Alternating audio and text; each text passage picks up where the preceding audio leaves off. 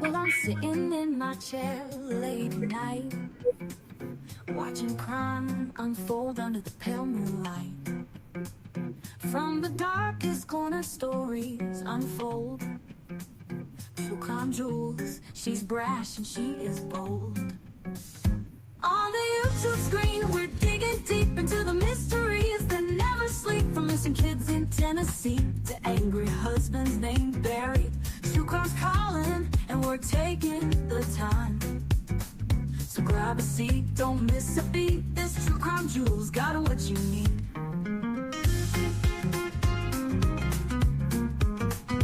From missing people to twisted minds, we're unraveling secrets old Barry tried to hide.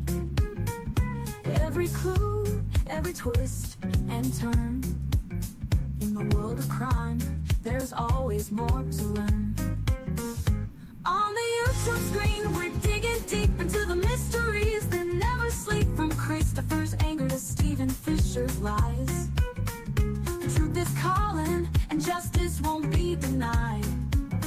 So grab a seat, don't miss a beat. True crime jewels on the YouTube streets. Lights are low, suspense is high. We're chasing truth, we spot every lie. Step into the darkness, hold on tight. Two flashlights out there in the dead of night. On the YouTube screen, we're digging deep. Barry Morphew's case is hot. A boy in Tennessee won't be left behind. From the coldest cases to the ones that shine. True crime's calling, and we're taking the time. So grab a seat, don't miss a beat. This True Crime Jewels got what you need. We're always watching Barry and waiting for the truth. In the world of crime, we discuss the proof. So hit that play and join the True Crime journey with Jewels of Thought and her gemstone family. All right. Good morning, everybody. It is April the 12th, 2025, Saturday. There is no court. However, all I did on the day 4 testimony in the Vallow Daybell trial is I did a reaction video specific to Kay Woodcock's testimony, which lasted less than 2 minutes. Lori Vallow's hands were trembling like a newly birthed foal who could barely get up on their feet. Her knees were a knocking because Kay Woodcock is the goddess of beatdowns. All right. So again, Kay, thank you. And I'm sure that Kay would like to have had more time to put Ms. Lori in her place. But you know what, Kay? She's got her place. She has made her bed. She will forever be in a prison. So you did good, girl. You did good. All right. So what I want to do today is I would just like to go back and I want to go back and watch Adam Cox's testimony, okay?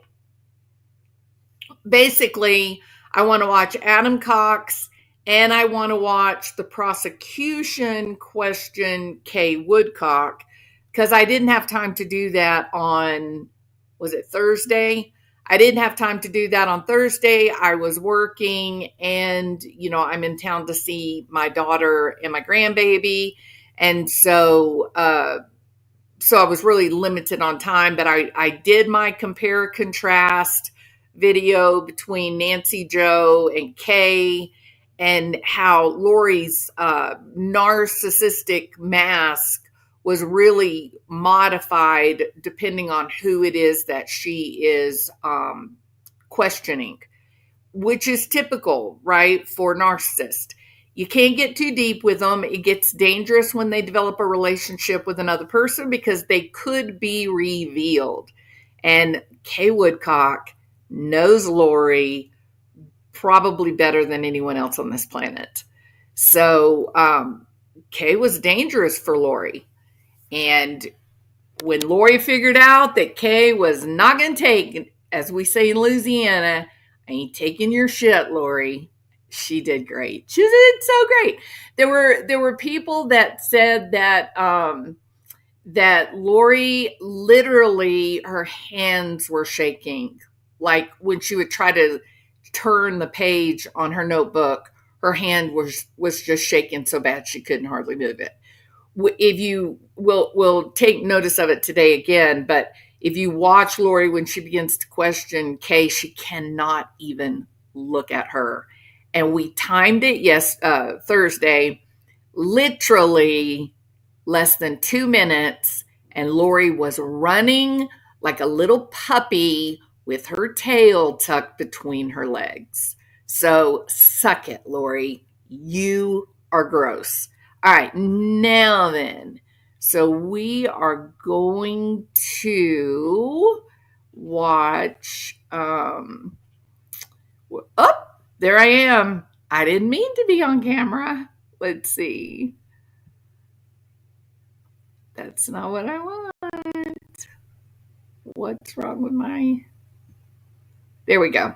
Sorry. I am so sorry. Did not want to be on camera. All right. I want that recipe for the green chicken enchiladas, but you want to know something, Zelda? Colby said that they were not good, that he didn't even know what the hell she was talking about, that Lori's not a good cook. She doesn't hardly ever cook. She's just full of it. She's full of it, Zelda. And you know what it is? I am actually making some merch because of Lori. And so if you guys want to buy one of those coffee cups or t-shirts, it will be available later on today. All right, True Crime with Sweet Melissa. I think they made songs about Sweet Melissa, didn't they? Haven't there been songs written about Sweet Melissa? All right.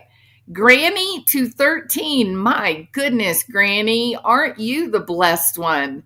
I got one grandbaby, Granny. Lisa, good to see you. Boy, did I switch over to the TV so fast when I saw this notification on my phone. Thank you, Lisa. Aren't you a sweetheart? Thank you. All right, so we are going to, it's pretty early in the morning. Not very many people, want to spend their Saturday mornings doing true crime. But because I haven't really had much freedom between trying to keep working and see my family, I've been really limited. Oh, I do have to tell you, yesterday we had the greatest time, my daughter and granddaughter and I, and we went out to this remote, I'm in Colorado, went out to this remote area, beautiful lake, surrounded by mountains, still have snow. I think we were at around 9,000, maybe a little bit higher than 9,000 feet. And still snow on the mountaintops, on the peaks. And the lake was, just encircled by mountains. And as we're the lake was actually still iced over up to shore. Maybe there was maybe around 2 feet that had already thawed. And so we were having a picnic, and then, my daughter is a believer in cold dips. It's supposed to get your dopamine up, and you can't keep the little girl out of it. So I was like, okay, I feel like a bad granny. She shouldn't be in the cold water, but she cries when she's not in the cold water. So we went between letting her get her feet in it and then wrapping her in a blanket, and then getting her feet and then wrapping her in a blanket. So, but as we were sitting there having our picnic and just being, in the fresh air and the sunshine, a bald eagle came by, started fishing in the lake where it was thawed. And I bet we sat there for 45 minutes watching this eagle fly down, get food, circle around, come back, fly down. He sat and watched us for a while. It was fantastic. So I got a video that'll be coming out too that will show the bald eagle. It was so amazing. We had the greatest day yesterday. So, all right. So I'm going to be quiet now, and we are going to listen to Adam Cox. And I actually think I'm a little bit further than I wish to be. No, maybe not. All right, here we go. Okay. I'm going to turn the volume. So did you talk with Charles about something that we'll term an intervention? Yes. What did you mean by an intervention? Intervention means he's kind of desperate because nobody in our family would talk to him. I'm sure that, Lori had told people in our family not to talk to him. So he thought that, having an intervention would be getting in front of her, recording her, giving it to the stake president, or having the stake president hear what she was talking about and hear the crazy things that she was saying. So the intervention was part. Now, a lot of people, I included, you hear this and you think, let me say this. We saw Charles on the police camera asking for help, right? He's asking the cops, please, multiple times, please help. He's called friends. He's asking family. He is trying to get help because his life is spiraling out of control. Then he gets JJ and he goes back to Houston with JJ. And Kay Woodcock makes a deal to come and help with JJ while Charles is working. And you can just tell that they're just a normal, sane, loving family, right? They're just trying to, what we're all trying to do, we're all trying to take care of our kids. That's the name of the game. You're either taking care of your kids or you're taking care of your grandkids, and sometimes your nieces and nephews.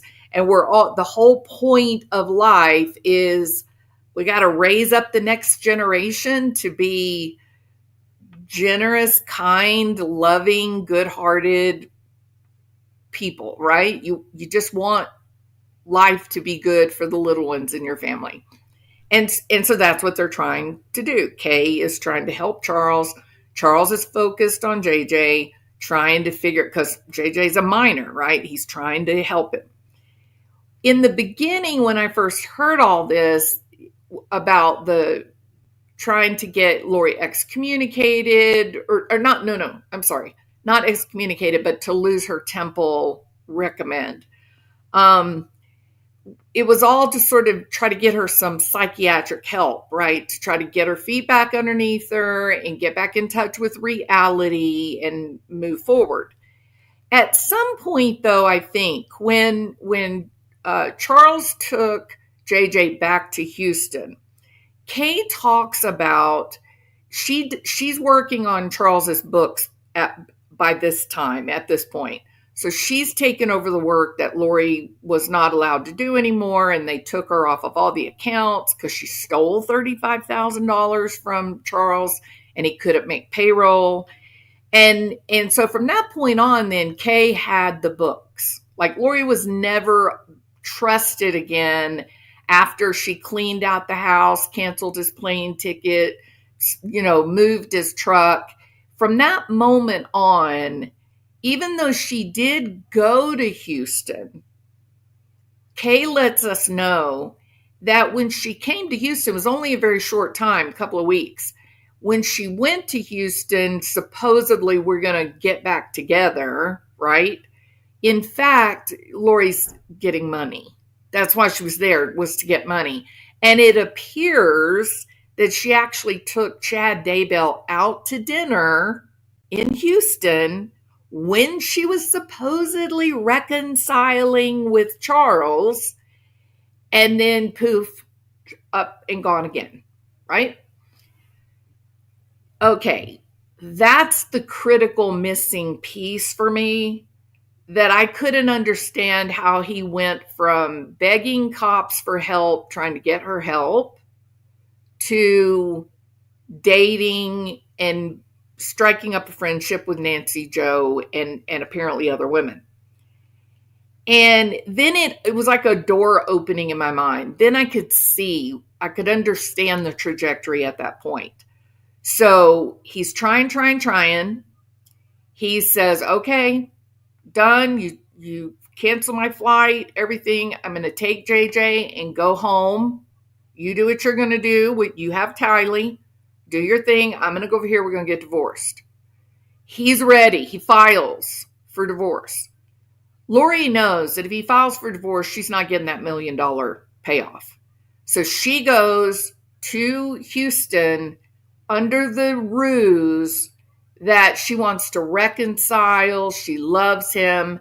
But that's all just to stop the divorce and to get her hands on some cash. That's all it is. And it does appear that Chad Daybell, did come to Houston and visit her during that period of time. So he withdrew the divorce. He's thinking we're working it out. He withdrew the divorce and she got her hands on some money and then she's gone again. Now he is like, okay, what am I going to do now? And at that point, I think Kay had taken over the books. He had begun to wrap his head around the idea that he and JJ could live and make it okay on their own. And I think at that point, when she left again and took off, he found out about the dinner with Chad on his money. And I think that was the point that he said, I'm finished. And I'll need a place in Arizona so that I can come and visit JJ. Or if she doesn't want JJ, I'll take JJ. But either way, I'm going to be splitting my time between Arizona and Houston. And so I now am fully believing Nancy Joe. I think Nancy Joe is telling us the absolute truth. I think that he was well on his way to a divorce, and having Adam help him, trying to get the help of the church, I think that was to fight for full custody of JJ. I think that Lori had come to the realization and acceptance that if she was going to get that $1 million payout when Charles died, she was going to have JJ. That was the point of the $1 million, is that JJ would be taken care of, right? So I think when she left and took off again, took JJ with her, I think it was, you're not ever going to get him. You're not going to get him back. And that was the point of the intervention involving the church. I think he was looking for evidence, eyewitnesses, people that when he went to court to try to get full custody of JJ, he would be supported by evidence. Maybe I'm reading too much into it, but that is sort of the way I see it. Part of the way to try to get her to come back to the mainstream LDS beliefs. Yes. Did Charles ask you to help him with this intervention? Yes, he did. Did you guys have a specific plan, like on X date at X time, we're going to do this? No. Had you talked to Charles about potentially going to Lori's and recording her on your phone? Yes. Did you talk to Charles and text him about another idea of having a family dinner and again recording her so that you could play that for the stake president? Yes. We're using a term there, stake president. Who is that? What is that in your religion? Well, in our religion, we have our churches organized where we have wards, and then there are 4 or 5 wards that are in a stake, and then there's a president of the stake, and so it's somebody who's in charge of everybody in the stake. Okay. So someone that's pretty high up in the church. Yes, yeah. And so the idea was to bring any of these recordings to show she's saying these things to his attention. Yes.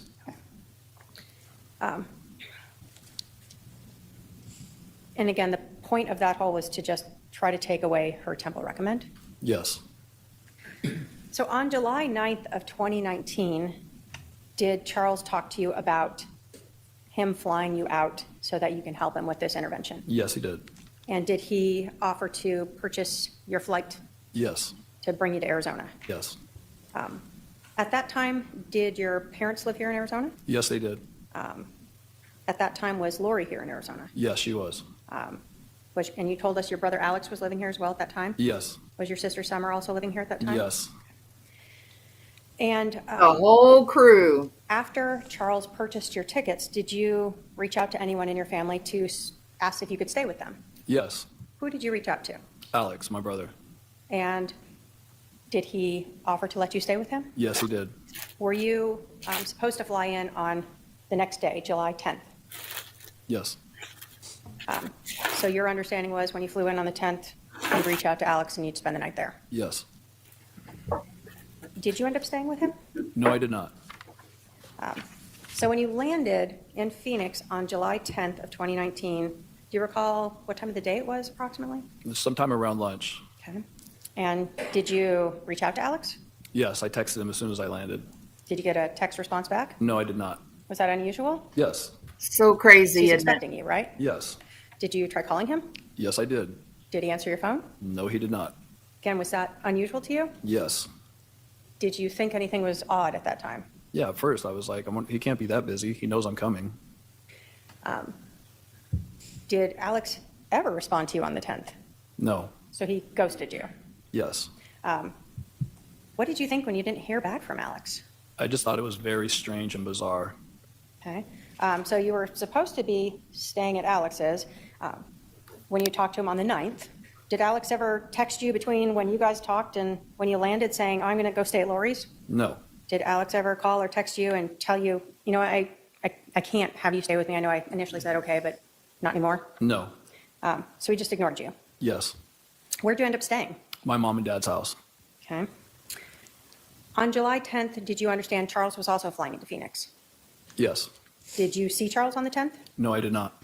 Did you see your sister Lori on the 10th? No, I did not. So you told us you stayed with your parents. What did you do on the 10th? They picked me up and we went to lunch.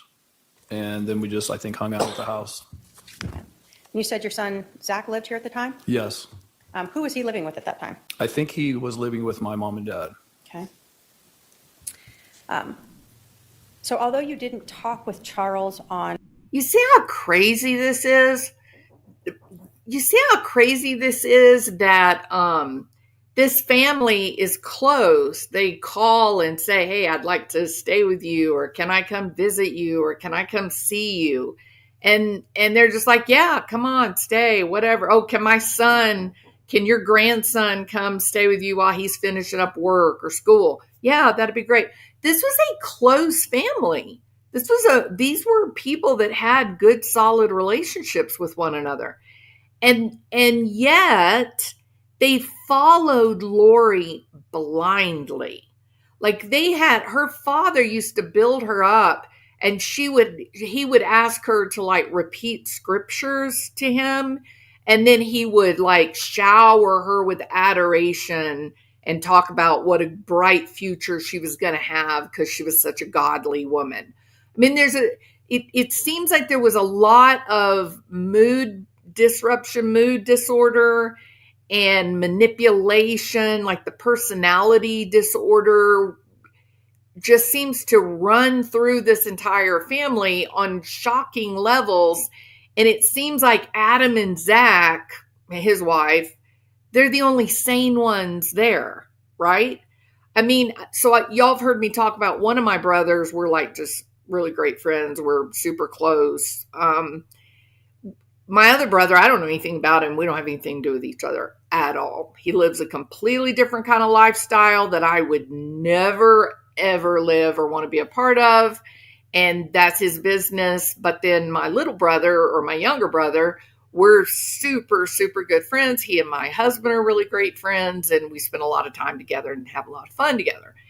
And even in that context where my brother is like, you know, my person, right? If I have a huge problem, I'm going to call him. So even in that context, though, if there was the suggestion that he I don't know, like hurt one of his family members or worse, I would not say, oh well, if he needed to hurt her or do something bad, I understand, that's okay because he's special and he's godly and he's, gonna be, I don't know, some biblical character. How bizarre would that be? You wouldn't do that. Maybe you would say, are you crazy? Like, what malfunction happened that you would do something so nutty? What is going on? You would not excuse your friend or your sibling or your child. You wouldn't excuse nightmare behavior from someone that you love. You might say, I'm not going to abandon you, but you've got to pay for what you did. You've got to make it right. You've got to apologize, serve your jail time if that's what it needs to be. But that is not the way that Lori's family reacted. They rallied around this chick like they believed that she was special, like they themselves bought in to the religious fervor. I mean, it's pretty horrifying. So Lori and Alec kill Charles. When Charles is the one paying their damn bills, they kill him. And when Adam says, you guys are not looking at this right, I think they did this on purpose. The entire family, that would include Summer, that everybody loves Summer. Oh, she's so great. Are you sure she's so great? Where has she been? It doesn't include her mother, who chews up her food and puts it on her plate at a family dinner so she doesn't gain weight. Do you think that's normal on any level? The dad, who is creepy, not going to say anymore, but learn about him. Creepy dude. This family refuses to take public accountability. And the public on the whole, the public are a very forgiving and empathetic group. They really are. If the mom and the dad and Summer, if they had come out and said, we're heartbroken, I'm so sorry my child did this, I'm so sorry to Kay and Larry and Colby, so sorry. And they can't. You want to see the difference between the way a family acts when they are buying into the bullshit as opposed to seeing reality and calling truth. Just look at Colby Ryan. You don't get the feeling from Colby that he can understand why his mom did what she did. No, what Lori did was so extreme and so bad, it defies understanding. There is no understanding when you see the full scope of what she has done. Summer did an interview long time ago. She did an interview because her recording when she testified, or no, she didn't testify. It was a jailhouse recording of a phone call between Summer and Lori. And Summer is devastated. She's devastated. She is sobbing and she's saying, why did you do this? We all love Tylee. We would have taken Tylee. We love her. You didn't have to do this. So we do see there was real grief, right? We do see that. And that was specific to Tylee. But there was a lot of people that Lori destroyed. She destroyed Tammy Daybell. She destroyed JJ, a child. She destroyed Charles. I think she destroyed Joe Ryan. So I think that what Adam did, standing up for reality, he had a son who was watching him. His son was living in Lori and Charles's home and then living in the home of the grandma and grandpa. I think that this family wanted to believe that Lori was some sort of celestial being. I think they wanted that desperately. And thank God for Adam and Zach. That's all I got to say. On the 10th, did you have an understanding of what he was going to do the morning of the 11th? Yes. What was that? He was going to go pick up JJ, his son. It was his turn to, I guess, have him for a few days or whatever. Were Charles and JJ really close? Yes. So the morning of July 11th, you were not expecting to get together with Charles at 7 in the morning, right? No. Did you get a text message from Charles? Yes, I did. And did you learn where Alex was? Yes, I did. Where did you learn Alex was? Alex was at Lori's house. When you learned this, was Charles texting you sort of in real time as he is coming to the house, Yes. explaining to you what he's seeing and what's going on? Yes. And are you responding back to him? Yes.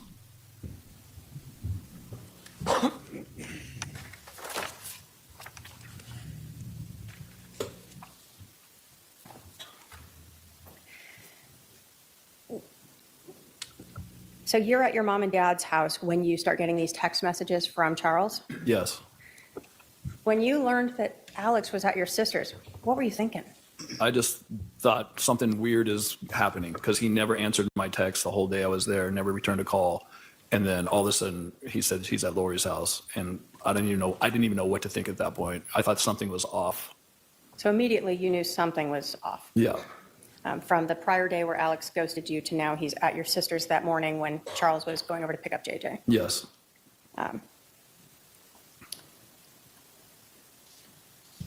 Were you concerned that Alex was at your sister's house?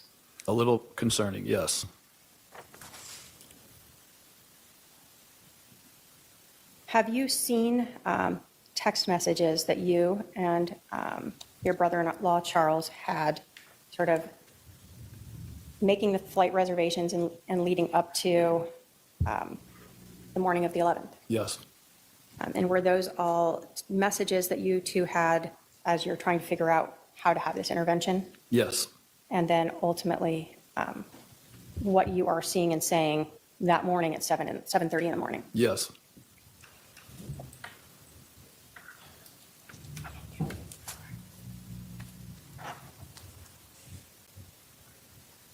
And I've shown defendant exhibit 210, if I can have a paralegal approach with that.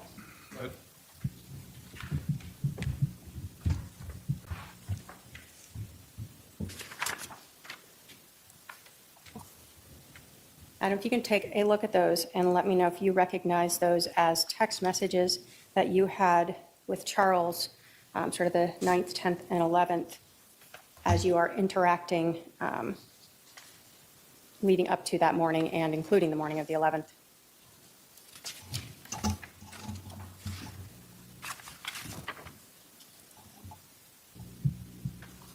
Yes. Your Honor, the state will move to admit Exhibit 210 pursuant to 8031 as present sense impressions. Yes, Your Honor, we object in lieu of that is a report and not the full extraction. All right, well, may I see that particular objection wouldn't prohibit admission, it would go toward weight, but give me a second here.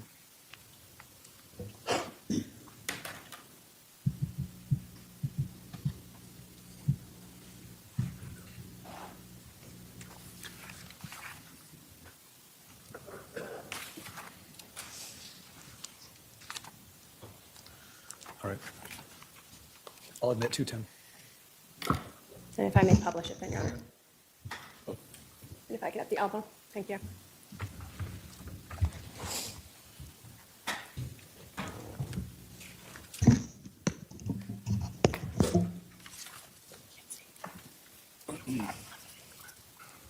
Adam, I'm going to start sort of going back to, in Exhibit 210, the conversations that you and Charles were having as you're trying to come up with a way to have this intervention, all right?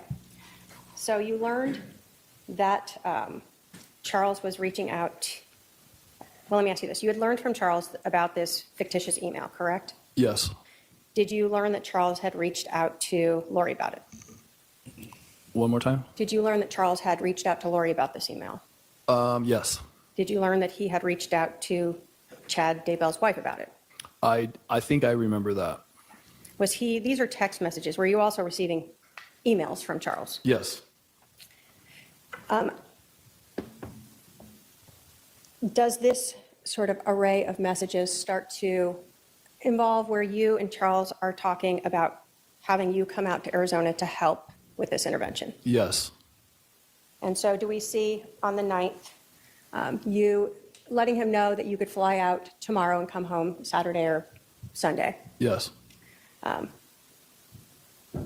Do we see, as you continued on, he tells you that he could fly you in on Southwest, and he's telling you he's just right now landing in LA, right? Yes. And you knew he traveled a lot for work. Yes. When we get to the 9th at 9:11 a.m., did you get a message from Charles about how you were going to get everyone together without Lori knowing that you're going to have this intervention? Yes. And is that one of the ideas where you indicated that I'll go see Lori at her house and have a talk with her and keep your phone on record? Yes. So that was sort of one idea of a potential way to show the stake president that she was having these ideas outside the LDS faith? Yes. Does Charles kind of tell you he's not sure that that's really going to work? Yeah. He says, I think she'll leave, but it's worth a try. Yeah. Did you then suggest also have a family dinner with everyone and then say, always leave my phone on to record what I say and what everyone else says? Yes. And then you go on to say that's to have proof for Holmes. Who's Holmes? President Holmes. He was our stake president, or their stake president. You were in Wichita, but he was the stake president here. I lived here before, and he was in my ward, so I know him. So when you're talking about the stake president, Holmes is who it actually is? Yes. Okay.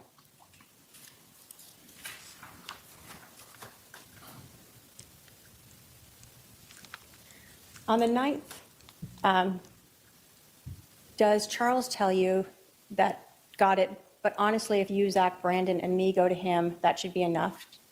She will feel like we ambushed her, but something has to be done. She'll be real careful what she says. Had you brought Brandon into this yet? Like, did you have a plan to have him come with you? No, but Brandon played basketball with us on that night. So me and Zach and Brandon played basketball where President Holmes played basketball at a church. So that was that reference. Okay. So you thought if we go to the church, Brandon will be there and he can help you Yeah, talk about say this. that, yeah. Okay. But Brandon's not part of this conversation right here, right? No. Then does it kind of go back to Charles asking for your information so he can make your flight reservations? Yes. Okay.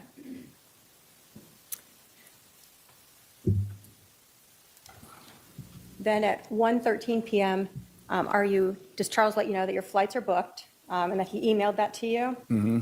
And then does he go on to say, I'm really uneasy about how she will respond, not only to you, but to me and Zach and Brandon, right? Yes. In talking with Charles and this intervention, was there a constant concern of how she would respond to trying to take away her temple recommend? Yes. Was some of that based upon your understanding of the things she had said to Charles in the past? That and others. Apparently, Lori was flighty. When Charles tried to serve her divorce papers, she disappeared and nobody knew where she was. So in Charles's mind, that she could be flighty and just take off again, where nobody would know where she is. So there was some definite reference to that as well. Okay. Then it goes on to say, I'll pick up JJ and take him to school. So that's, you knew what he was doing that next morning, right? Yes. And you said she'll be there, right? Yes. Friday the same. So you knew his idea was he was going to be with his son in the mornings, Thursday and Friday? Yes. And then you said she'll be highly suspicious about recording. If you can bring a second device and put your phone on the counter or turn it off, it might help.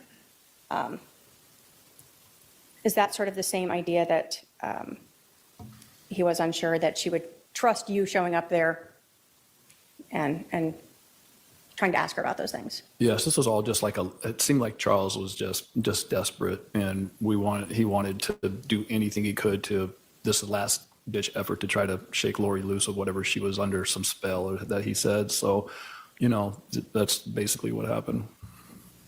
And then does he go on again to talk about that he really thinks the only thing that's going to break her out of this is going to Holmes? Yeah. Yes. And if you guys have ever been, if any of you have ever been through a divorce type situation, it is very common to sort of go back and forth, right? Oh, no, can't do anything. This relationship's over. And then you sit around and you think, well, maybe I could try this or try that. So it's not unusual to go to sort of look like you're waffling, going back and forth. So I do believe that he was dating other people. I do believe that he was making plans, looking for another house away from Lori. But maybe he was telling himself, just so I don't have any regrets, this is a long-term marriage. Let me give this my one last shot. And trying to get some evidence so he can get full custody of JJ, because none of them felt like JJ was safe with Lori. And that she's hurting too many families and that he's upset his is gone. Yes. Does he say that he still loves her? Yes. And does he think that she's basically potentially gone forever? Yes. And then we see that he corrected slots to Lori, right? Yes. Typo? Yes. Lots of typos. On July 10th at 3:34, do you get a text from Charles asking if you're in Phoenix? Yes. And do you respond, yes, you're going to Summers, and that you'll call him? Yes, Reese, yeah. And then does Charles let you know he's got a meeting, but he'll try to call you before he goes to see Lo? Who is Lo? Lo is Lori. So people would call her Lo or Lolo? Mm-hmm. Yes.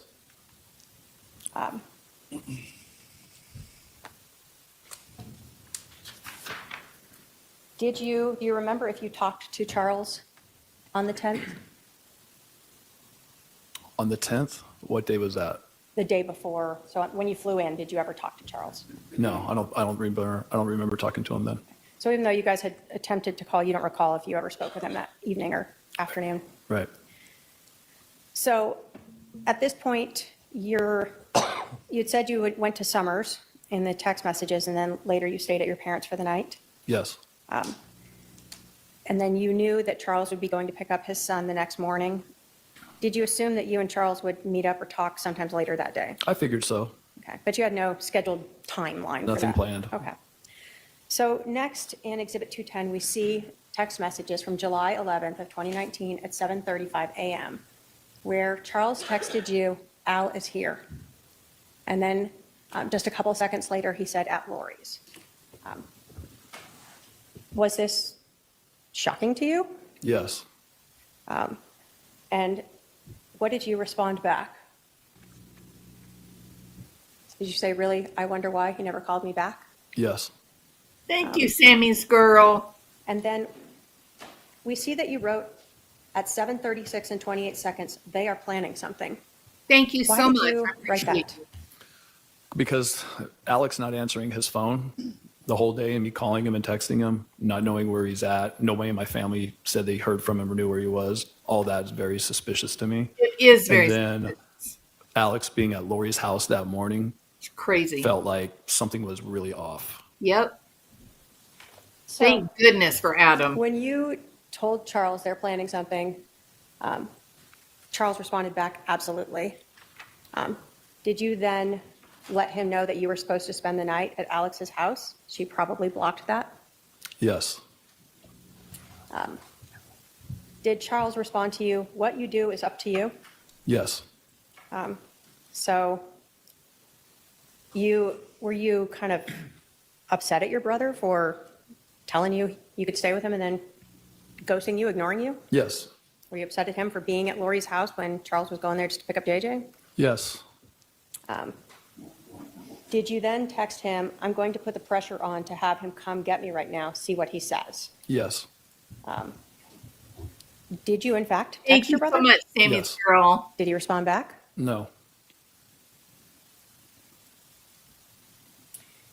As we're going along here, we see that each of these are being read sort of in this short period of time, these couple minutes that Charles is here as he's driving in.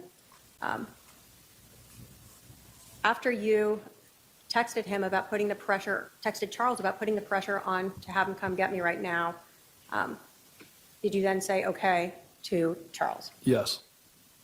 And then we see again that at 7:49:34 a.m., you texted Charles, me and Zach are going to the stake center tonight at 8 to play basketball. Holmes is always there, either playing ball or interviewing people.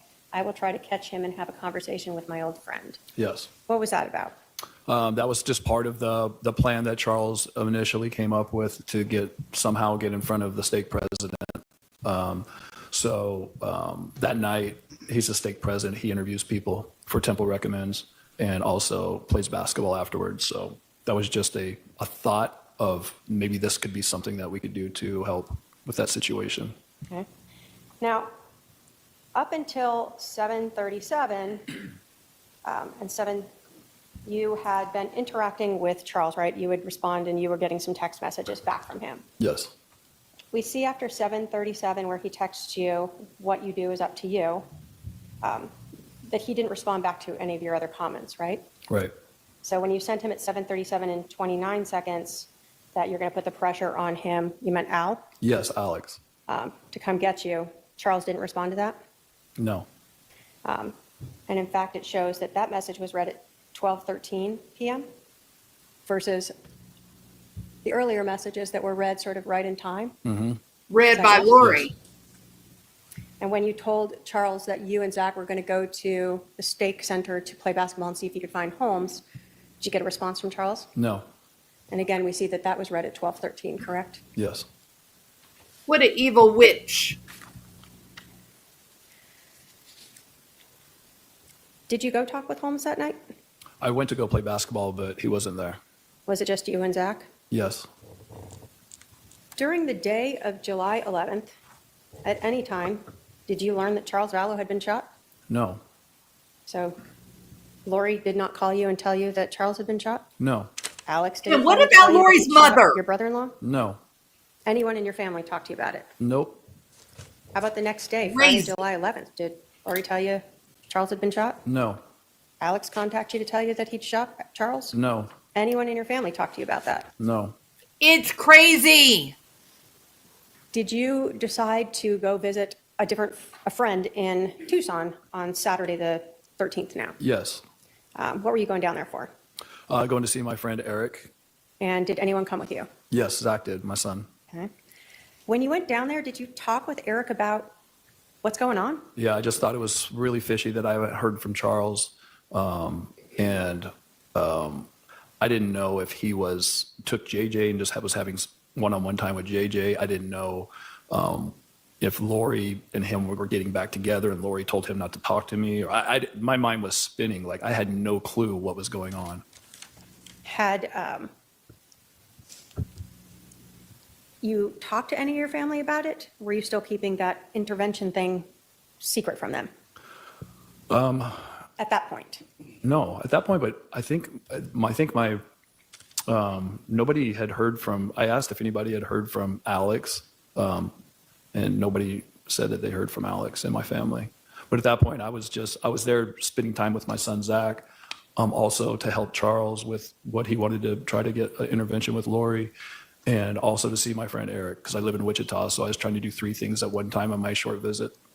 So on the 11th or 12th, though, Terrible. were you still keeping that sort of secret that you and Charles had been wanting to do an intervention on Lori? Yes. You weren't telling your family, like, I don't know why we're not doing this? Charles asked me not to tell anybody. And was that actually sort of a message you guys had talked about of who in your family might be, might prevent any type of intervention? Yes. And who in your family were you guys concerned with if they learned about the intervention? Mommy. Might try to stop it? Mom and dad, Summer, All of them. And why haven't they been Alex, prosecuted? too? Alex. Yes. So even though you're here and you're seeing your family and you're seeing your son, you don't want to tell them a lot about Charles because you're trying to still keep Yes, that quiet in case he Rosebud. does want to go forward with it. Exactly. Yes.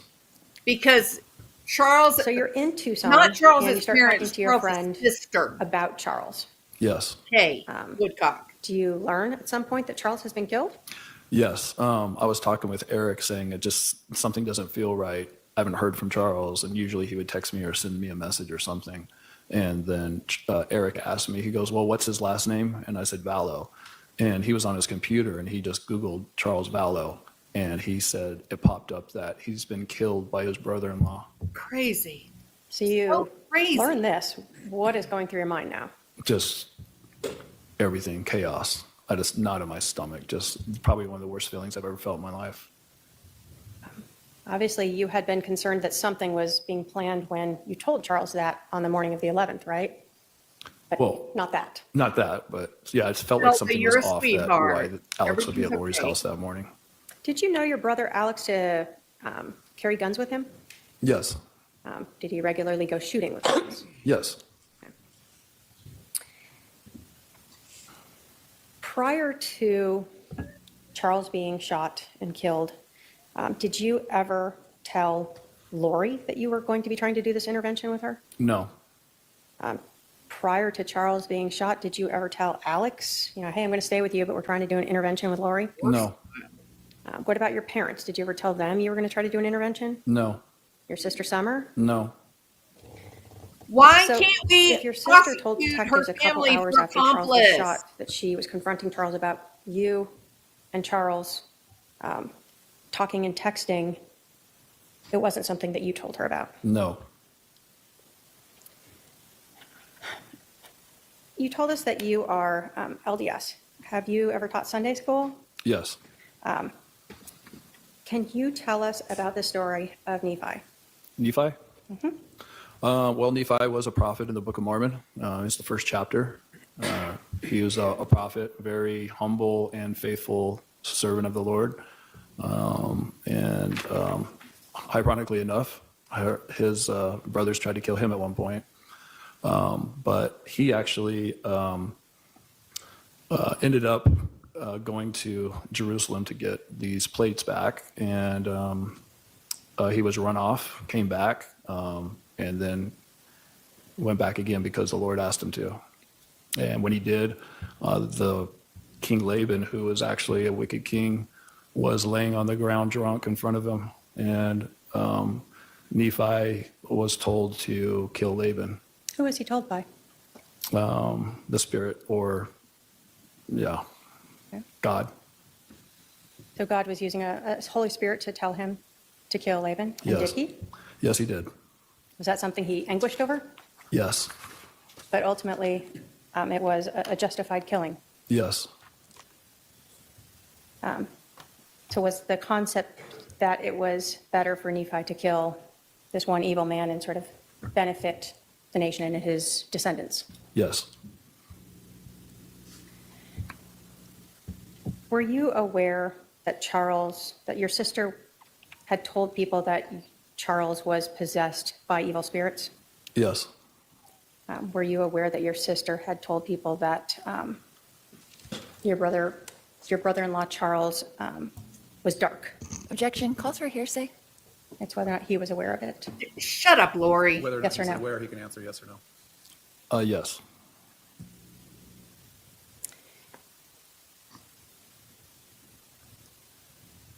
When you and Charles were talking about this intervention, were you trying to help your sister come back to mainstream LDS beliefs? Yes. So it wasn't just Charles, but also her. Yes. You told us that your friend had Googled and learned that Charles was killed. Did you know at that time it was by your brother Alex? That's what the article said. So yes, he told me that. What did you do after you learned that? Freaked out for a little bit, cried, didn't know what to do. Thought my world was coming apart. Then I got angry a little bit, and then called my. I think first thing I did, I called Kay, who's Charles's sister, and asked her, because she's the only one that I felt safe calling after knowing my family was involved in this or thinking of this, that I asked her if she knew that Charles was dead, and she said she just learned of it too. Did you learn from your friend? And with that, Adam Cox puts the bullet in Lori's defense. When I knew my family had something to do with it, that's it. Game over. This right here, Lori's, she's convicted. And when, because it's now the 13th when you learned this, right? Yes. Did you learn when that happened? Yes, Yeah, I did. We So knew you that, on Diane. that It's Saturday, okay. the 13th. It's all that right. Charles I had do been that all the killed time. That morning Yes. of July 11th. Yes. Did you ever come back to Phoenix and Right, confront anyone in Patricia. your family about this or talk to them about it? Yes. After I talked to Kay, then I called my mom and asked her if she knew that Charles was dead. And she said yes. And I said, what's going on? And she said, you tell me what's going on. And at that point, I thought that was bizarre that she would say that. Arrest I said, well, mommy we need to sit down and talk. and charge she her said, yes, we with do. a And so me and Zach got in the car and drove back to Phoenix. Did you go to your mom's house? Yes, I did. Did that conversation her go to an well? insane loony bin? Did this create a break in your relationship with your mom? Yes. So sorry, Adam. You stick up for Charles? Yes. Did sticking up for Charles create issues between you and most of your family? Yes. Did you continue to stick up for Charles even with that happening? Yes. So sad. After you had that argument with your mom, what did you do? Me and Zach left her house and we were staying at Summer's house, my sister, who was away on vacation. And we were staying at her house and we went back to her house. We were watching her dog. You were supposed to leave the next morning, Sunday, to go back to Wichita. Did you return back home? Yes, we did. Did your son go with you this time? Yes, he did. Yeah, he After didn't want to leave his whole child with incident those crazy happened, people. Did you not talk with your family for a long time? Yes. Did it cause a lot Oh, of friction in yeah. your family? Yes. Have you started to try to talk with your family some? Yes. I have no other questions, Your Honor. Cross?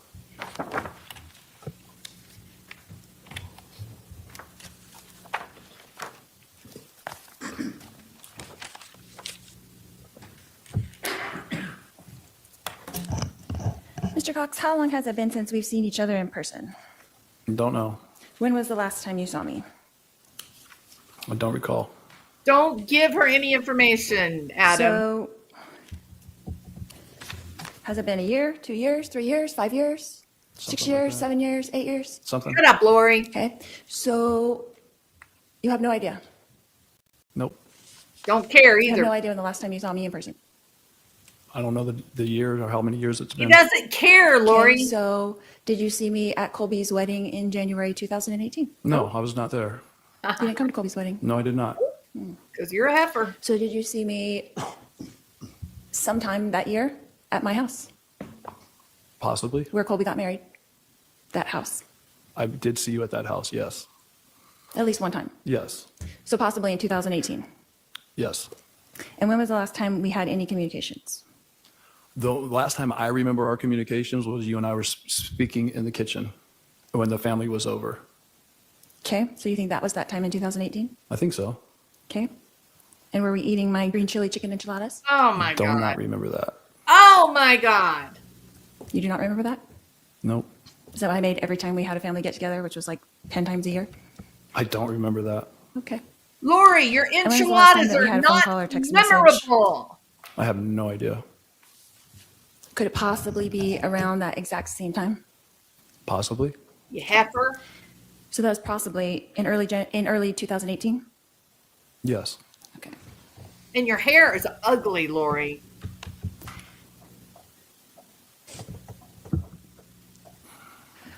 Exactly. Who do you think initiated the Right. final Yep. communication in our relationship? Who concluded it? Yeah.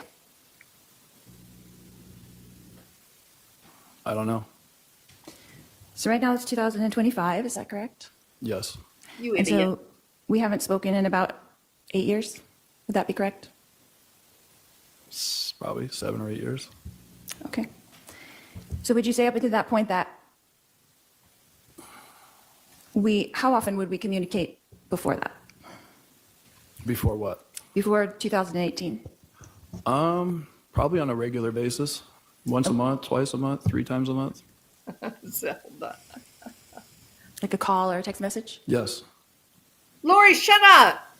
Just keeping in touch? Yes. You idiot. What does this have to do with the price of eggs in China? The poor judge is falling asleep up You know, I there, was you living idiot. in Hawaii and you were living in Kansas at the time? Yes. And in your career, you lived in lots of different places, is that correct? Yes. Austin, Yes. Oh, Dallas. that's a good one, Yes. Theresia. New York, Yes. Wichita, Yes. Sacramento. Yes. Did I miss anything? Lori, Others? hush. You are a foolish person. And I was in Texas, Yes. Arizona, Yes. Hawaii. Yes. So would you say that we were not physically close during the past 20 years? Yes, I would say that. So our communication would be solely family get-togethers, occasional text messages. Is that correct? And phone calls, yes. Okay. What does this have to do with anything, Lori? You're a So, fool. Mr. Cox, did you see or hear or personally witness me conspire with my brother Alex Cox to murder my husband Charles Vallow? No, but I saw the evidence. Repeat that again? Okay. Did you see with your eyes or hear with your ears or personally witness me conspire with my brother Alex Cox to murder my husband Charles Vallow? No. Thank you. No more questions. Redirect?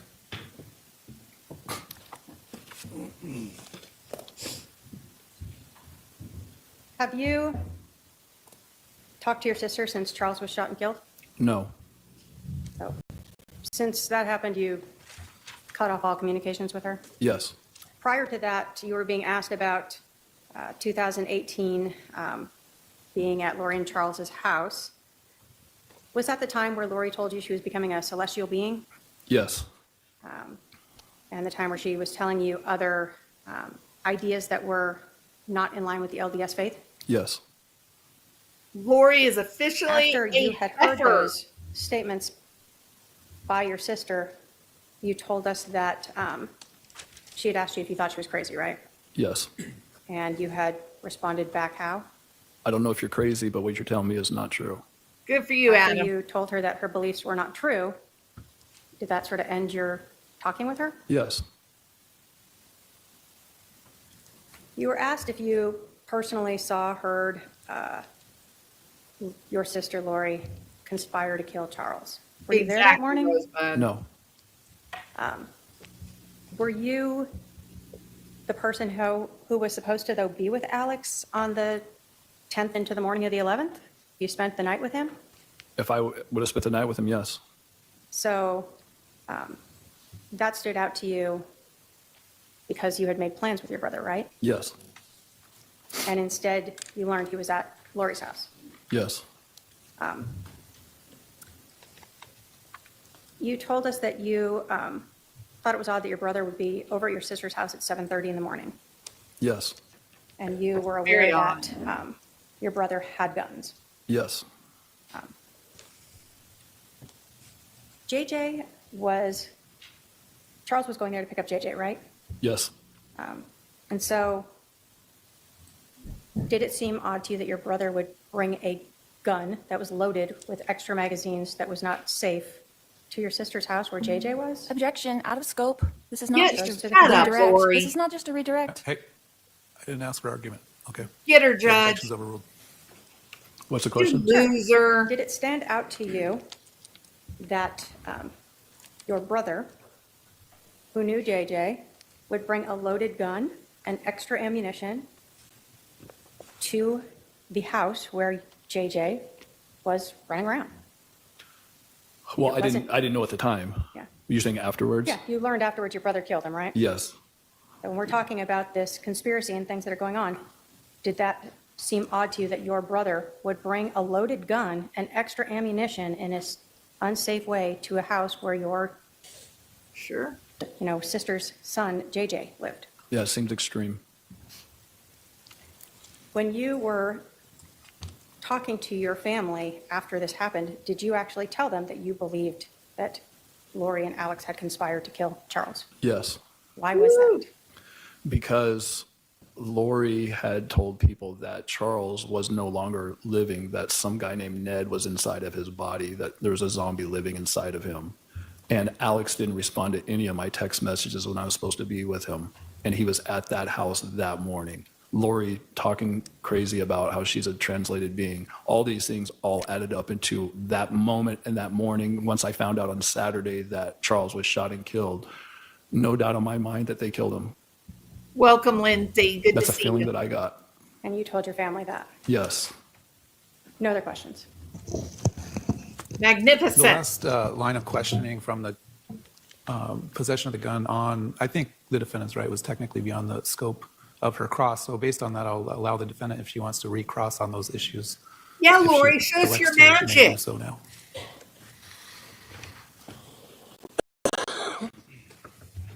Come on, Lori. Show us how brilliant you are legally. Oh, you idiot. Lori. Lori. No questions, Your Honor. All right, Yeah, are there any that's what I questions thought. from That's what I member thought, here? you heifer. Not seeing any, sir, you can step down. You can step down. So you can call its next witness. Good for you. Good for you, Adam. Way Let to me go Go go. ahead. Yep, Lori got her mansion, didn't she? I think actually they're like 6 feet by 8 feet.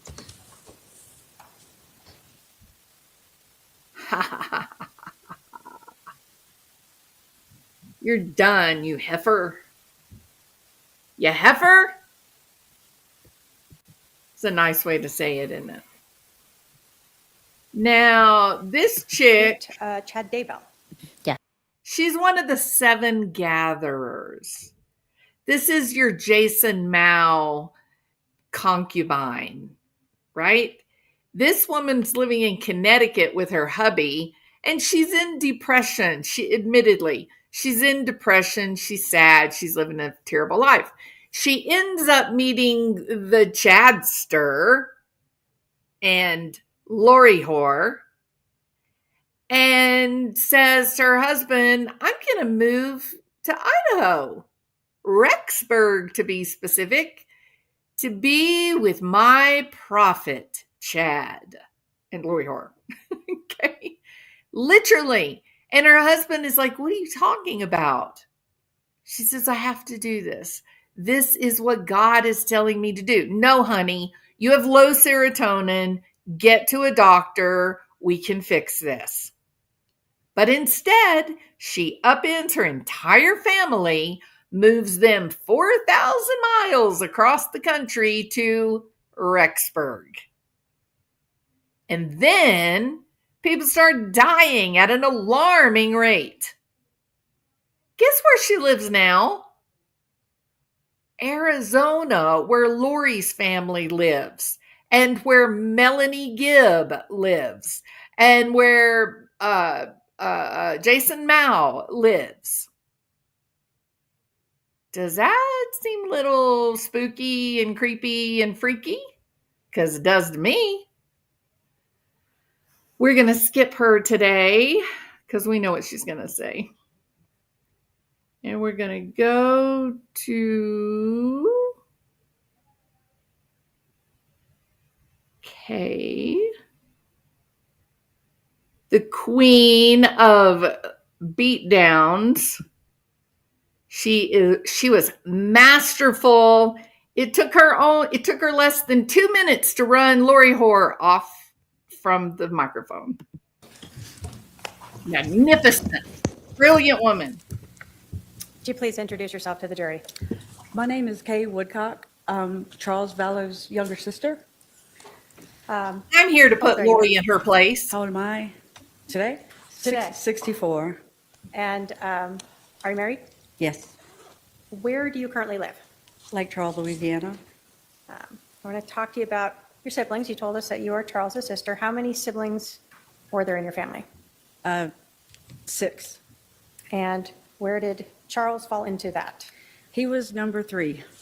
Who are the other siblings? My oldest sister, Terry, then my next sister, Susan, then Charles, then Jerry, then me, then Bobby. And where did you guys grow up? We're in Lake Charles. Okay. Were you close with your brother? Yes, I was. Did you know his wife, Lori Vallow? Yes, I do. Can you point her out in the courtroom and tell us what she's wearing? She's the defendant over there in the black jacket. Your Honor, may the record reflect the witness has identified the defendant. Mitchell. I want to talk to you sort of about Lori and Charles. Were you at their wedding? No, they went to Las Vegas. Do you recall what year they got married? 2006. Did they have a reception that, I don't know if that's what you'd call it, but there was a family gathering in March of 2006 at a ranch in near Austin, Texas, that we all went to. okay, kind of to celebrate that? Yes, Had your brother Charles been married before? yes, Did he have any children from his prior marriage? yes. How many? 2, And who were they? Cole Vallow and Zach Vallow.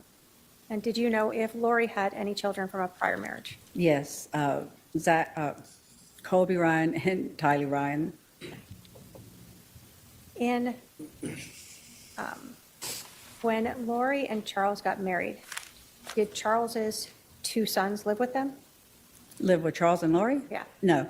Did they stay with their mother? Yes, they did. They visited, but they never lived there. Where were they? Was that in Arizona or still in Texas? In Austin. In LORIHOR, you revealed a liar Children again. involved. In July of 2019, was Tylee still a minor? Yes, So she was still living with them. yes, You never took in care of 5 July kids, 2019, Lori. no, You Colby big was still fat liar. yes. Oh, wait, no, Colby was not. He was an adult. at He that was an point. adult. And in July of 2019, were Charles's 2 sons, Cole and Zach, still minors or adults? They were adults. Okay. Did Charles and Lori have any children together? They adopted my grandson, JJ. And can you tell us how that worked out? How that worked out, Or meaning how did He you get died. involved in adopting Lori your killed grandchild? him. Charles approached me about it one day. He called, and I mean, there was a lot of stuff going on then, and that was my son's child, and there was a lot going on. So I just told him then, look, I can't make a decision like that. We don't know how this is going to go. Just just keep me in mind, keep it in mind. And so I kept it in mind. And do you recall, when did they adopt JJ? It was final in July of 2014. How old was he then? He was 2. Did JJ have any special needs? Yes, he was autistic, and he was born 10 weeks premature. Okay. So he took a little extra care. He did, absolutely. Do you recall, so if he was 2 and they adopted him, how old was he in July of 2019? He was 7. We spent his 7th birthday together in Lake Charles. So sad. So in July of 2019, to your knowledge, Lori and Charles still had 2 children under the age of 18 with them, Tylee and JJ? Yes, So if in July of 2019, Lori Vallow was saying she had 5 kids she was taking care of, you were unaware of the other 3? there were not 5 there, no. There were 2. Oh, yeah. Can you tell us about the relationship between Charles and JJ? Charles was the best dad. I mean, he was always doting on him. The arrangement, I figured out eventually was that if Charles was working out of town, Lori had him all by herself. And so when Charles got back to town, JJ was his to take care of, 100%. Would Charles bring JJ to visit your side of the family in Louisiana? Oh, yes. Did you regularly see him? Yes, once JJ learned how to fly, and, excuse me, I need water. Once JJ learned how to fly, and, you know, that he was, because he was autistic, something like that is, you know, a big deal for him, and he loved it, so he was a little flyer. He loved to go in the airplane. What did your brother Charles do for a living? He sold annuities. He was a financial planner. And how long did you know him to do that? If I had to guess, 20 years, I guess. Did he work for others or have his own business? What do you recall? He had his own business. Had he previously any times ever worked for others? Yes, But in July of 2019, he had his own business. yes. Did he have a business partner? He did, yes. Did his job require him to travel a lot? He did. He would be gone 3 or 4 days a week, on average. Sometimes he didn't have to travel, but he was just, but yeah, he would be gone 3 or 4 days a week when he would be working. I want to ask you a little bit about Charles. Was he sort of a meticulous person when it came to paperwork? Oh, yes. I mean, for when you're doing that type of work, you have to be meticulous and methodical, and you can't make any errors. You can't miss a dot or crossing a T, because it will get kicked back to you, and then it just causes a lot of delay and a lot of trouble. So he was actually, he said, there's never anybody I've ever trusted to do this for me. And I was like, well, I'll do it for you, because, All right, we'll stop here. yeah. So when Charles was working as financial planner, do you know if he had Lori help him with any part of his job? I don't really know exactly what she did, but yes, Okay. but I don't know what she did. Prior to Charles being a financial advisor, did he have a very different career in sports? Oh, he was, he quit, I don't remember because I was quite young then, but he did, I believe he was drafted in the early 70s into the Houston Astros minor league. So when you were growing up, did you see your brother playing baseball? I was raised at a baseball field. If it wasn't Charles, Jerry played for years, my other brother, but Charles stuck with it, and that's how he got to college with a degree, with a scholarship. So you got stuck many a night and a weekend having to be at the ball field with your brother. Yes. JJ is or was this lady, Kay, her biological grandchild. Her son fathered JJ. And then there was a terrible tragedy with JJ's biological mom and son. And so, but JJ was to be raised by Kay and Larry. And Kay and Larry are older people, right? And so Charles recognized he and Lori could take, Lori's younger, they had young kids in their family, and they said, why don't we just take JJ and raise him?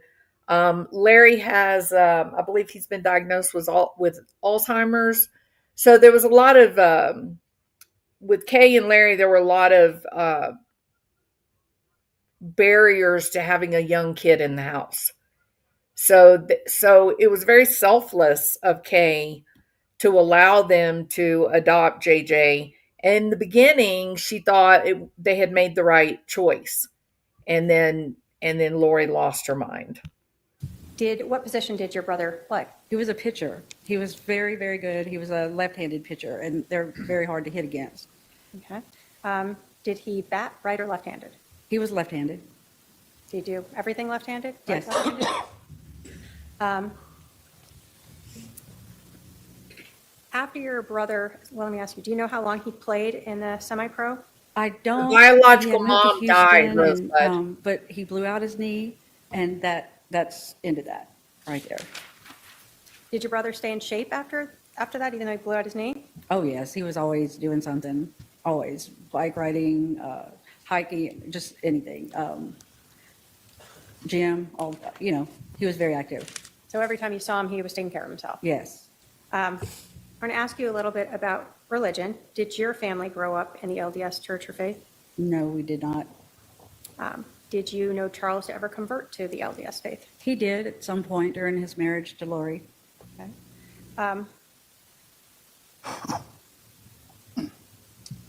When Lori and Charles were married, did they always live in one state, or did they move?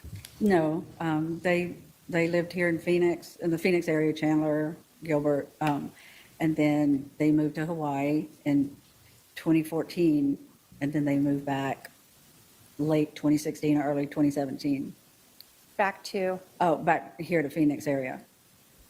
do you recall where they were, what state they were in when they met? When Charles and Lori met, Yeah. they were in Texas. Texas, okay. In 2018 and 19, you told us that Charles and JJ would come visit you and the family regularly. Yes, In March of 2018, did you have a member of your family pass away? yes, my mother did in March of 18. Did Charles come out for that? Yes, he did. He was there for her services.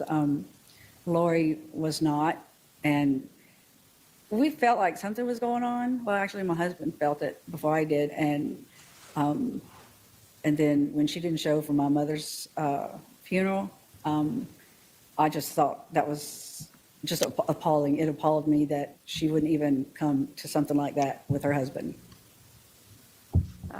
What was your relationship like with Lori? Because of the work I did, the company we owned, I was on the phone an extreme amount of time, all the time. So I really don't like to call people. I'm not a phone person. I'll text you all day long, but I really don't like to talk. And so Lori and I never really had a big phone relationship. It was a text here and there, but mostly Charles would keep me up to date as to different things that were going on, or what they were up to, and or Charles would call. Yeah, Charles would call me mostly. So it sounds like you weren't close with her. When Lori and I were together, it was like we hadn't missed a minute. We just took up where we left off, and she's very outgoing, and she's very friendly and very easy to talk to, and so we got along rather well, and I loved her. Okay. So continuing in 2018, do you recall seeing Charles and JJ coming out to visit you guys in October of 2018? Yes, What was that for? just a weekend visit. Okay. What about in November of 2018? Did you see Charles and JJ then? We did. My husband and myself and my granddaughter, we went to Las Vegas, and Charles and JJ met us there for the Thanksgiving holiday weekend. I thought that was odd. He wasn't with his family. He said Lori was sick, or Tylee was sick, is what he told us. But he just wouldn't share what all was going on at that point. Then when he finally did, he unloaded it all. So in 2018, did you have any idea there were any, let me say this, in 2018, did you have some concerns about their relationship? Yes, it was, for him to come as often as they were coming was odd, and he was just unsettled, and we knew something was going on, but he would never say. Okay. So he talked to us when he was ready. When we get into 2019, did you start to see your brother more? Yes. First, without going into what Charles said, did you ever become aware finally that his marriage with Lori was in trouble? Yes, I did. In 2019, again, without going into what Charles said, Did you ever believe that Charles was concerned for his safety? Charles was absolutely concerned for his safety. Lori had sent me a text, I think it was on a Thursday, that she and Charles were fighting because of some stuff she came up with, and that she and JJ and Tylee were at a hotel. Well, I guess Tylee was, I'm not sure.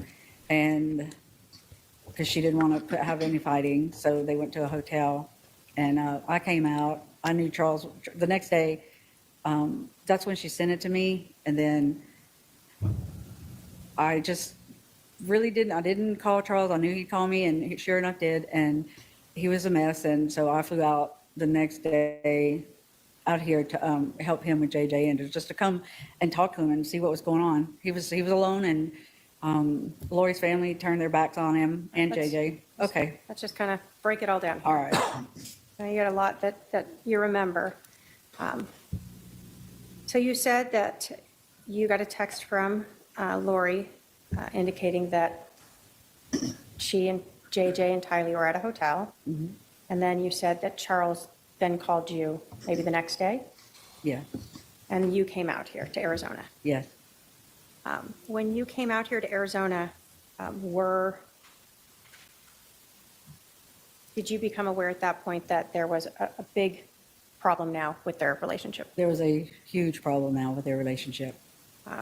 And during this time when you had come out here, do you remember approximately when that was? It's like the 1st of February of 2019, or the 2nd. It was right in there. When you came out here, did you then speak with Charles about his concerns for his safety? Just yes or no? About his what? His concerns for his safety. Oh, yes, absolutely. That's just yes. Is this the time where, well, let me ask it this time. When you came out here, did you see Lori? No, When you came out here, did anyone know where Lori was? no, nobody was talking about where she was. Nobody would tell Charles where she was. It's so Or crazy, your brother was isn't it? trying to find where she was? Yes, he was. So Where crazy. was JJ at this time? He was with Charles, and that's one of the reasons I came out was to help him with JJ, because he was quite a handful, and Charles was a mess. He was broken. He was a broken-hearted man. So sad. So you come out here, Charles has JJ. Where's Tylee? Do you know? She's, as far as we knew, she was staying at Lori's brother's. That's what we knew then. Okay. Did you have any interaction with her? No. How long did Charles have JJ where he's looking for Lori and can't find her? Well, that portion of the time was 58 days, and I knew how many days it was because every day Charles would say something. He would tell me. So he was counting them. He would count them. Were you out here the whole time? What'd you do? I could work remotely at the time, so I did stay out here a lot, often, but I would fly back. I was back and forth between Louisiana and here from from February until the end of March, because at that point, we moved Charles to Houston. So the end of March, you said you were moving Charles to Houston. Was that with JJ? Yes, Why are you helping him move to Houston? because Charles told me that Lori did not want JJ anymore, or Kylie, or him. And I said, okay, well, look, what if you move to Houston and I'll be 2.5 hours away, and when you go out of town, I'll come and stay with JJ. And so he was talking about hiring a nanny, and I said, no, I will be the nanny, and I'll come and take care of him when you have to work. And it's easy enough, and you won't have to pay a penny. So when Charles has JJ, you're helping take care of JJ in this time period in February, March. Yes. What about Charles's business? Did you help with that at all? Yes, I had to get my arms around the whole thing. All the payments that needed to be made, the accounts, the emails, all that stuff you have to change over and change the password and all that, so Lori couldn't access it any longer. Well, So you do know, a Lori job. What hated were you hearing doing at that. time, in addition to helping your brother? My husband and I owned a coastal crew change. It was a transportation company for the offshore oil and gas and LNG industry. Okay. So you're trying to work that job and help Charles with his business. Yes, I had a really great assistant who helped me an awful lot. Do you remember when you were packing up to move Charles to Houston? Yes. You there? I was there. Did Lori show back up? She did. I was in the pantry in the kitchen, packing up the pantry, and I don't know what, just something caught my attention, and I walked out, and she was standing there. She had her back to me.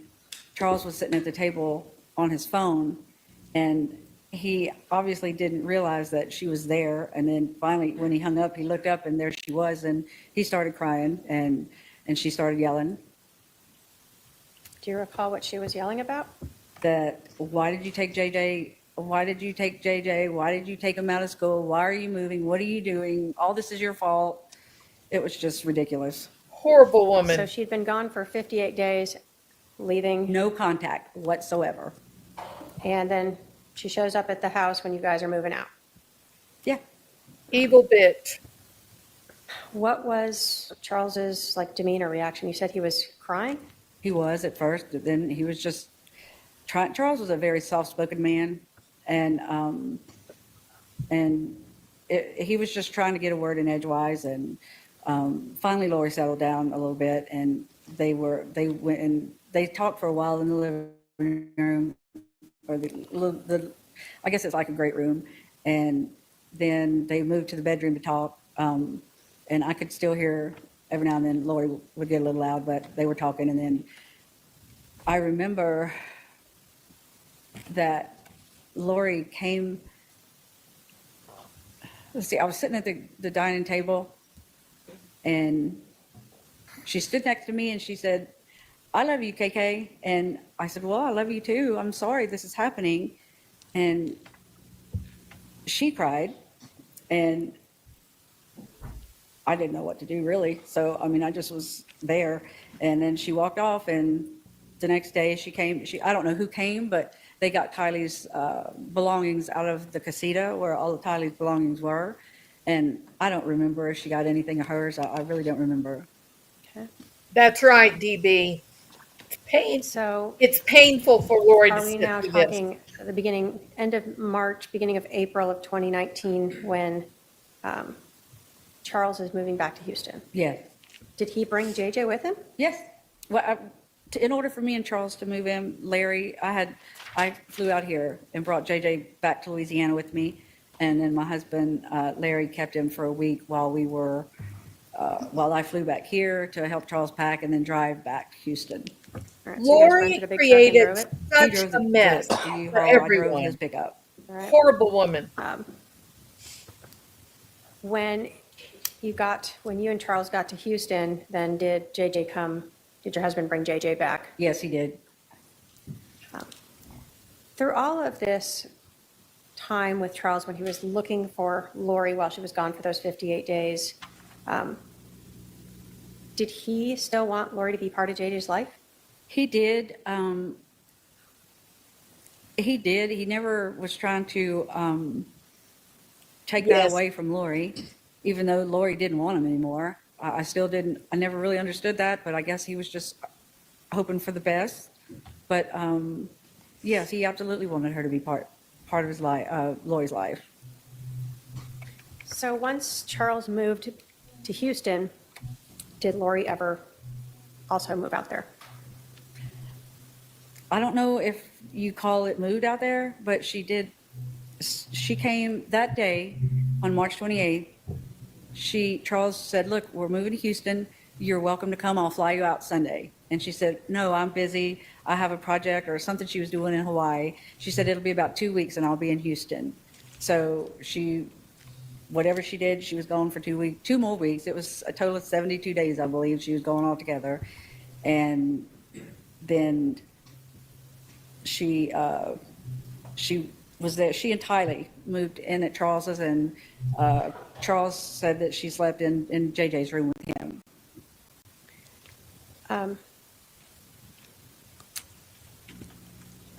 So the first 2 weeks when Charles and JJ are in Houston without Lori, were you ever there to help with JJ or Charles's No, business? no, Lori was there. I mean, I guess JJ was, Before she moved there, the 2 weeks? I think, Or did you? no, I had to go home for a little while, but Charles came like the weekend. So if I wasn't here, he was there. Okay. So once you drove him there, you may have stayed to help him and then you went home. Yeah, And you weren't there when Lori came to Houston? no. You told us that you had been helping your brother with his business, and I think you'd said something about changing passwords. Yeah, Was that to different financial accounts? right. Credit card, bank, stuff like that. Yeah, the password to Google, the password to, All the things you use for business? yes, And so when you started helping him, you had changed a lot of those passwords. yes. At some point, did you become aware or at some point, did Charles stop asking you to help him with the business? He did, and that's when Lori came back. Okay.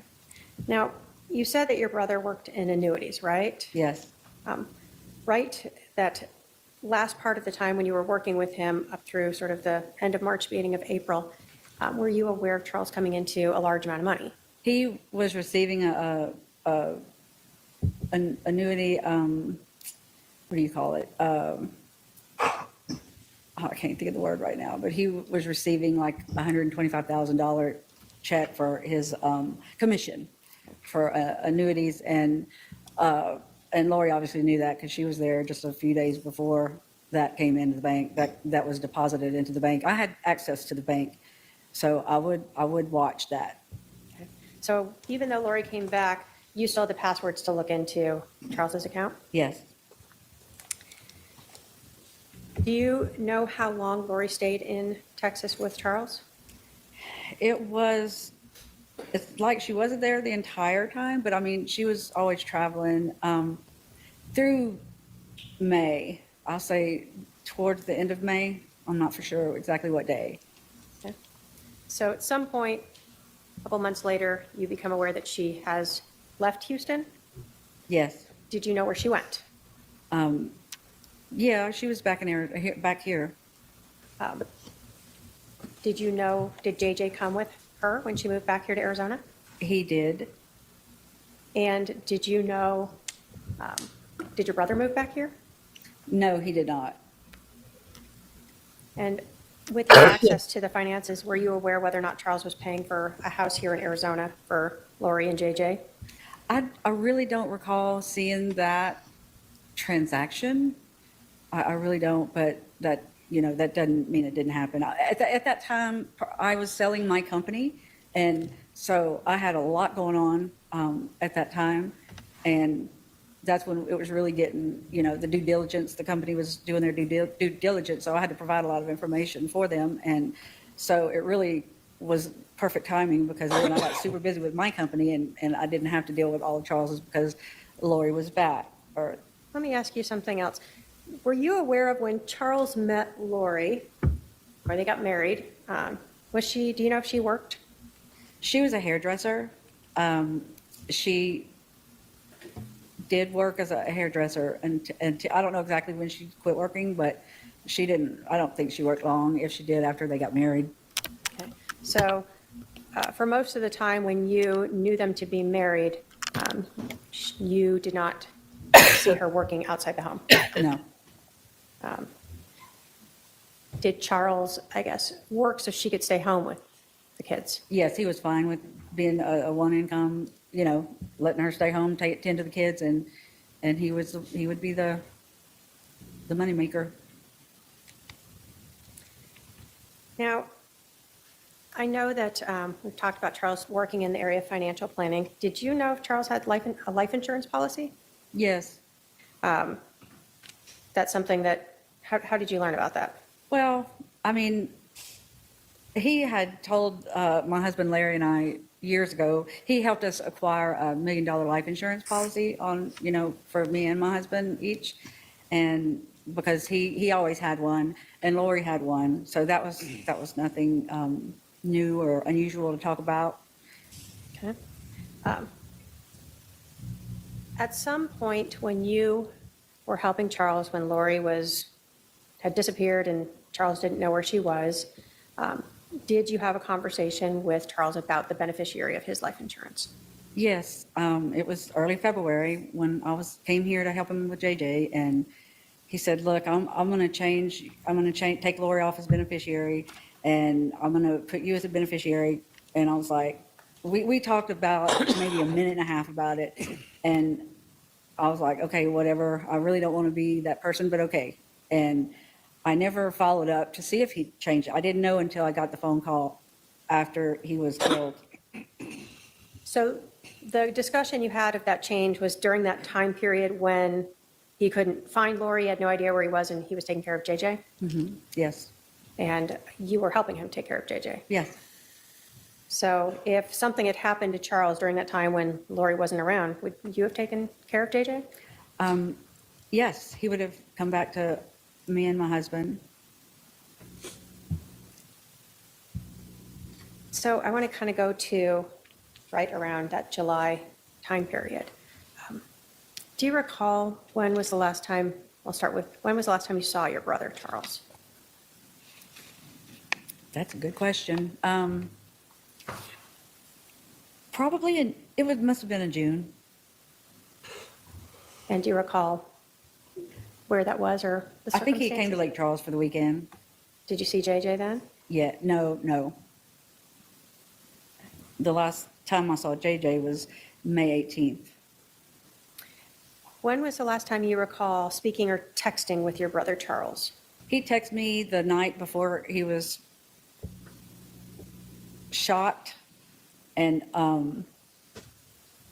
just, hey, I'm going to be in Phoenix tomorrow, and how's it going? And just a little short text, and I'm boarding the plane now, and I'll be back in Phoenix in a little bit. And then he told me a few other things he had planned, but that was not much, not a big deal. Did Nothing you think major. he was going to Phoenix to just see JJ? Yes. Did you know anything about any type of intervention?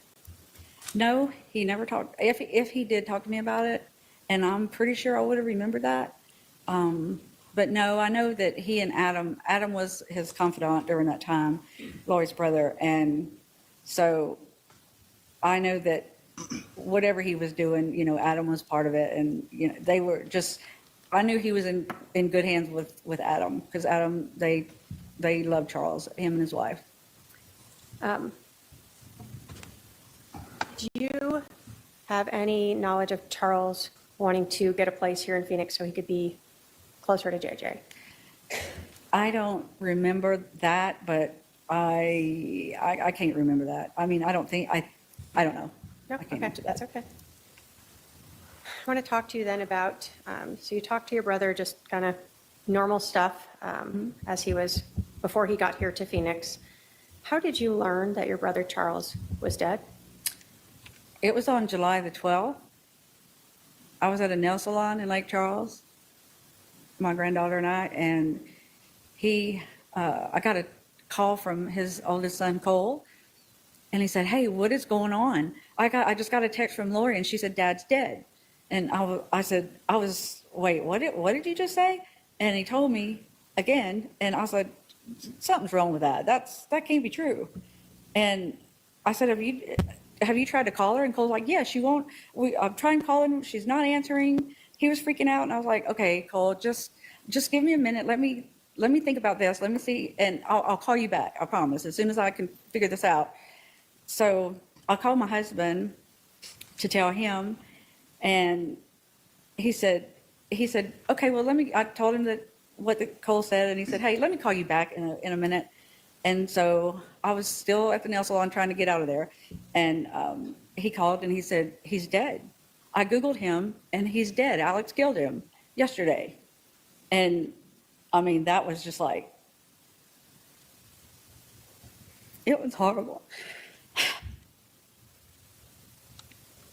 I have to call my siblings and let them know.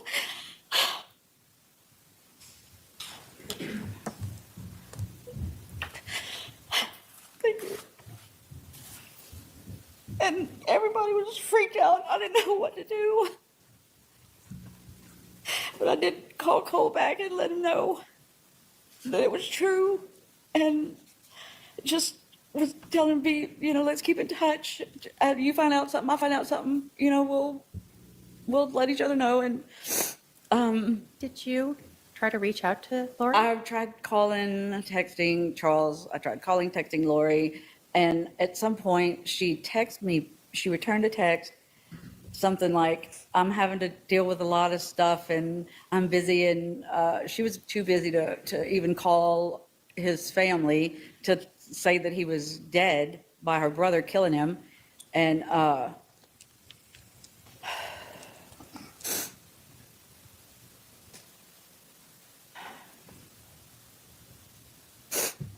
Take a breath. So you had tried to reach her and she was too busy to talk to you. yeah. Did you ever, what was the burial plans? Did you ever get Charles back? What happened with him? We ended up calling a detective, the detectives in Chandler, since that's where it happened. And we were able to speak to a detective, I don't know who, but we told them that I had already arranged us a flight for the next day. We were here by noon Saturday because I needed to know where JJ was. I didn't know what he had seen. I didn't know what he knew. I knew he would be, I knew it wasn't good. But I couldn't, we had to talk to the detectives before I did anything with Lori. So, and we had to wait till Sunday to meet with Nate Moffitt. And then when we talked to him is when I told him about the life insurance policy and that Lori, that I didn't know if Charles had ever changed it to me like he said he was going to do. And so I didn't know, but I just knew we had to get JJ because he was not safe with her. Let me stop you there. I'm going to go back to Charles. Where was Charles buried, or what was done with his remains? Well, this was before Lori knew she wasn't getting the money. I had him cremated, and he was mailed. He was a FedEx or whatever over to my office, along with his Letterman's jacket from high school and a couple pair of cheap sunglasses and 1 or 2 watches. It was just a few little trinkets. And Charles had a watch collection, and she just sent some crap. So she cremated him and FedExed him to you. Yes, Sent him to your work office? yes, Now you're saying this is before she learned the life insurance policy was not going to be, she was not going to be the beneficiary. Did you set up like a service for Charles?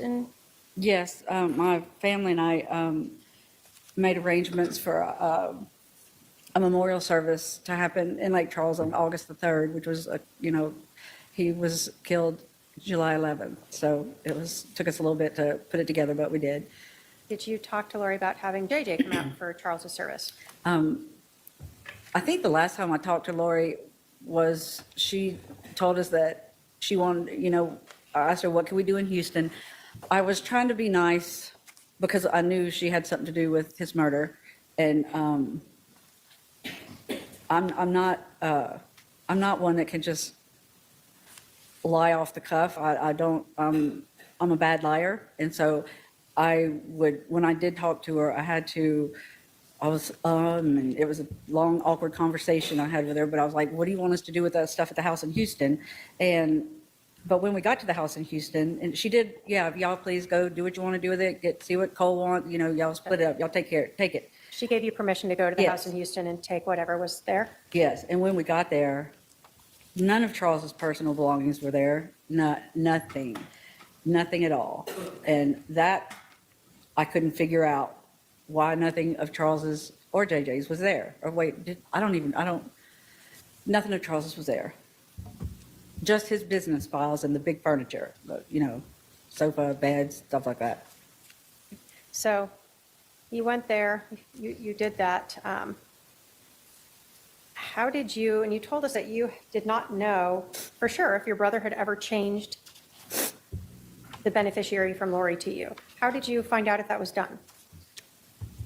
I think it was the following week, a lady from Banner Life, that's where policy, who wrote the policy, a lady called and said that I was the beneficiary, I was the sole beneficiary, and, you know, what was our address, and she wanted to verify a few things and to send out the check. When you got that call, did you ever have Lori confront you about the life insurance policy? Did I ever have Lori what? Yeah, did Lori ever confront you about being the beneficiary Oh. for Charles's life insurance policy? Yes, she didn't call and do it. She sent me a text one night, a picture or two of a screenshot. She took a screenshot of the change of beneficiary form with my name on it. And she said something to the effect of 5 kids and his sister gets all the money, or is that why you want JJ? Something to that effect, which it made no sense. I want JJ, period. That was a dumb statement by her. So let me ask you this. So she told you again that she was left with these 5 kids, right? Yeah, 5 kids. She had Colby and Tylee and JJ. And at that Colby time- was out of the house, so it was just Tylee and JJ. So she's messaging you this saying how upset she is because she has 5 kids to take care of. Yeah, And then she tells you that, is this why you wanted JJ to come to Charles's service? Or- no, I had already gotten the okay from her to come get him. I was gonna fly here, pick him up, go back to Louisiana, keep him for a week and attend so he could attend the service during that time. And when she found out when she found the change of beneficiary form, she said that she was too busy. They were moving to Hawaii, and it would be too confusing for JJ to come, and he needed to be with her. So after she found out and had confronted you about that change of beneficiary where you are now getting Charles's life insurance policy, she changed her mind and refused to let JJ go to Charles's service, his Yes. dad's service.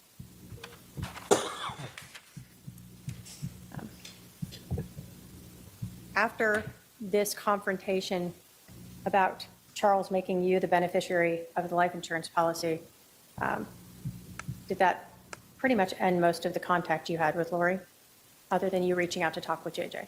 Yes. Thank you. I have no other questions. All right, Cross. Boy.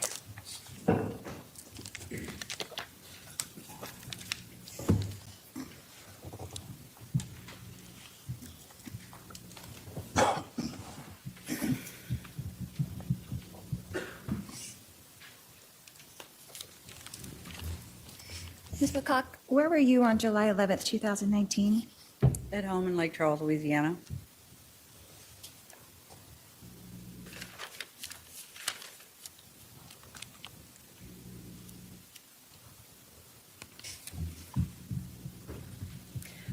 Were you aware at all of the relationship between Charles and Tylee?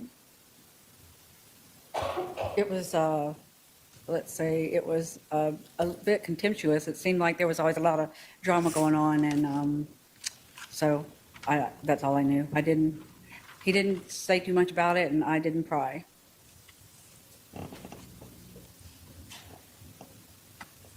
I would imagine there was parental alienation happening, right? Lori was. You knew that there was some kind of contention going on with those two for I a can't hear while. you. I'm sorry. You did know that there was some kind of contention going on with those two for a while. Yes. Okay. She was probably poisoning Tylee against And you Charles. weren't really aware of the events that happened that morning, were you? The morning of his July- murder? Of July 11th? No, I Hi, wasn't. Candy. Good to see you. Because you didn't tell me. I did, Zelda.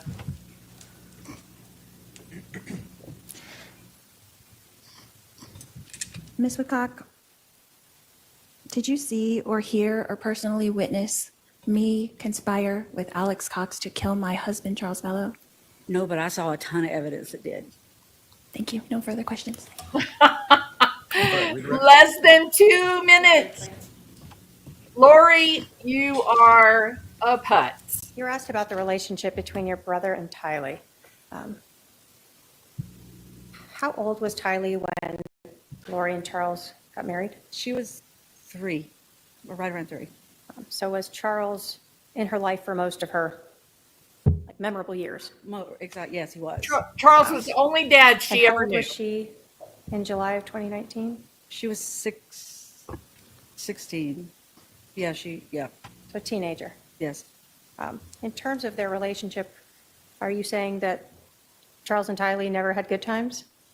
Oh, I'm not, no, I'm not saying that. I saw them have good times, and it wasn't, it wasn't that they couldn't look at each other, or, it wasn't like that. But, I mean, yeah, a teenage girl on one is hard anyway, but Yeah. I do know that there was a lot of issues with her dad and Lori with her ex-husband and custody, and it was a mess. It was a mess. Lori had a mess So with Tylee had a lot going anyone. on in her life. Yeah, she did. And you would see her and Charles at times have difficulty Welcome, getting along. KJ. Good to I see never you. really saw anything that sticks out in my mind. But I just know he'd tell me how it was just difficult. And as a step parent, it can be very difficult. I can attest Well, to that. okay, so let me clarify this a bit, okay? And we all know this to be true, right? So yes, it is difficult to be a step parent, right? That of course is true. It's difficult to be a stepchild. That is hard to make that transition, but that's not exactly the reality of what was happening with Tylee. Tylee was 3 years old when Charles became dad. You know what I mean? Which is much different than Sebastian Rogers, who was much older when he met Christopher Proudfoot, and he had an active relationship with his father that was supported by Katie. So with Tylee, she's a baby. Charles becomes her father, and that's the only father she really knew. I mean, she had her dad in her life a little bit, but he was such a bad alcoholic by that time. And can we be fair? Can you pick out one relationship that Lori Vallow has had that was not an absolute shit show? Like just one relationship. The woman can't even get along with her attorneys. She can't get along with anyone. Even the women that were a part of the 7 gatherers, one of those women, she threatened to kill her. So Lori is contentious. She is infantile. She is demanding that she get her way come hell or high water. And I believe by watching Tylee during the police interview, 2 police interviews, I think that Lori groomed Tylee to sort of be her evidence, right? Whenever something would happen, Tylee had been trained to lie for Lori. And that's one of the reasons that we see Tylee so compliant in the day that Charles died, the police body cam. She knows what her role is, and she's been groomed and formed for that role. It's terrible what happened in Tylee's life. It's terrible what happened to her. Colby was a bit older, and he was able to sort of save himself, right? He was able to get out, go off to college, make some friends, form a family, and have a bit of a different experience. But Tylee was being limited to her crazy mother and her crazy grandmother. That's all she had. She was being influenced by everyone.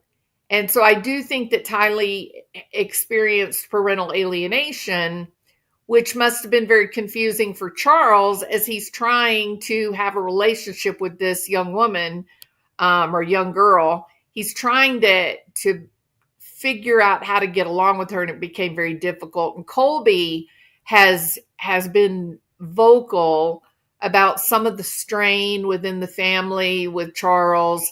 And I'm going to ask you this question. Of all that you've heard about Lori Vallow, do you think that you would reach a point of being at the end of your rope having to deal with Lori? The woman's incorrigible. And I can certainly envision times where Charles must have lost it. Like, how do you not? Look, the one example that stands out to me, I want you to imagine being on a business trip and your return flight being canceled by your husband. Is that going to be enough to tell him to go kick rocks? It would for me. I would be like, you are nuts. You are not normal. You are going to get away from me because something's wrong with you. So I'm done. Goodbye. That would have been all it would have taken for someone to go to the act of canceling my return plane flight for no other reason than to create drama. Color me gone. I don't need that kind of nonsense in my life, right? But that's not all that Charles experienced. His flight was canceled. He got home. His $35,000 was gone out of the bank account for which he was supposed to be making payroll. He could not pay his employees because Crazy Lori stole his business money, not his personal savings, his business money. That all by itself would have been enough to make me say to my husband, you're insane. Something wrong with you. You are not safe to be in the same house with. I'm out of here. Goodbye. That would have been enough. That wasn't all that happened in this one trip. That wasn't all that happened. He gets home on his house that he pays for. The locks have been changed. The locks have been changed on his house. He doesn't know what he can do. He doesn't know what the laws are, so he calls the police. Can I legally break in my door? Does that sound like a criminal element, man? So he has to literally kick in his door, hire a blacksmith to come and change the locks so that he can have access to the house he pays for. And that would have been enough for me to say, you changed the locks on our doors? Why, for God's sake? That would have been enough for me to say, get out of my house. You are not safe. You are not okay. I'm finished. That wasn't enough. When he walked in the house, there was no furniture there. Everything was gone. It had all been moved out. Guess what?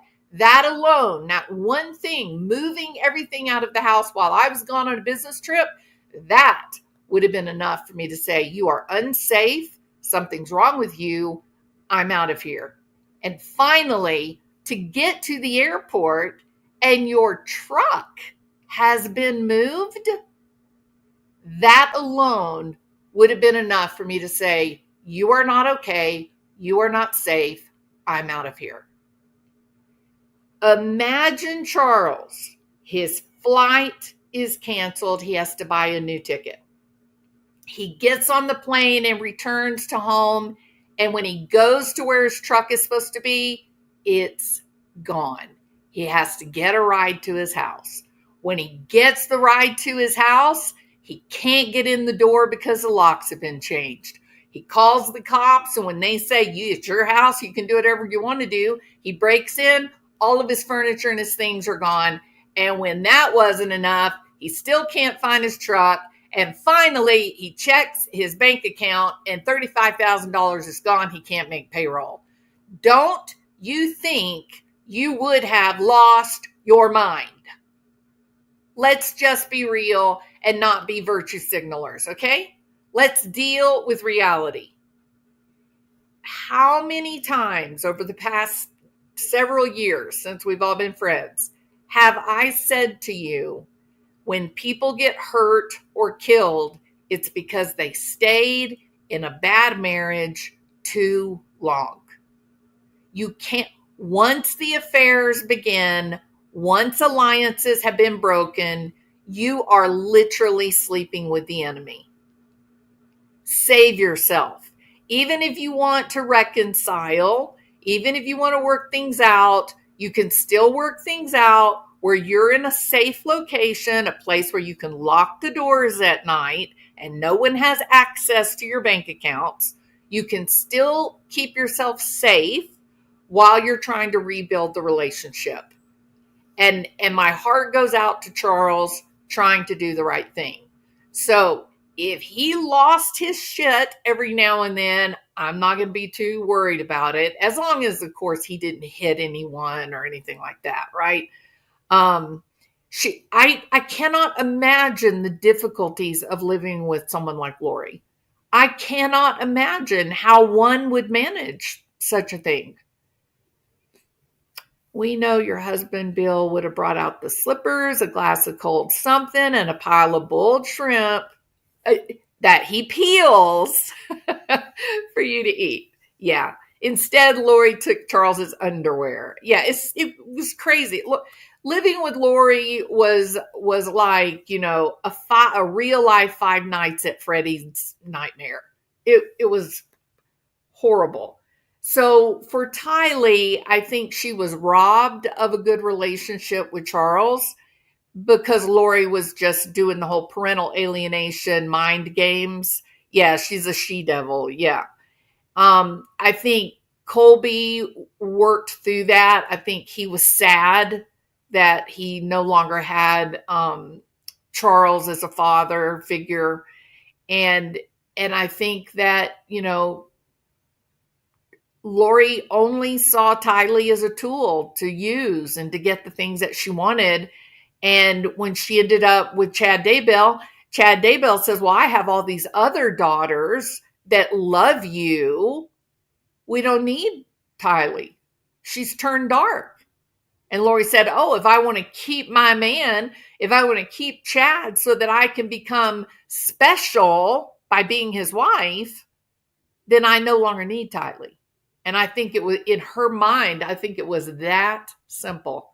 I don't think there's been a tear of loss or sadness or grief shed by Lori Vallow.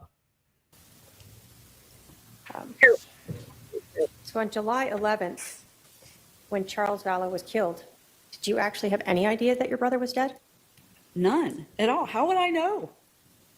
So in terms of you learning that your brother was dead, it was never from Lori Vallow. Or from her. It was from Google. Crazy. That my husband found. Crazy. Thank you. I have no other questions. Crazy. Are there any questions for this witness from anyone on the jury? I don't see any questions. You can step down now. Kay was the closest person to Charles. Done. Kay was the closest person to Charles. She was his confidant. She was the person that he called to say, I have a problem. Can you help me? And she would. She'd just get on a damn airplane at 24 hours notice and go help Charles.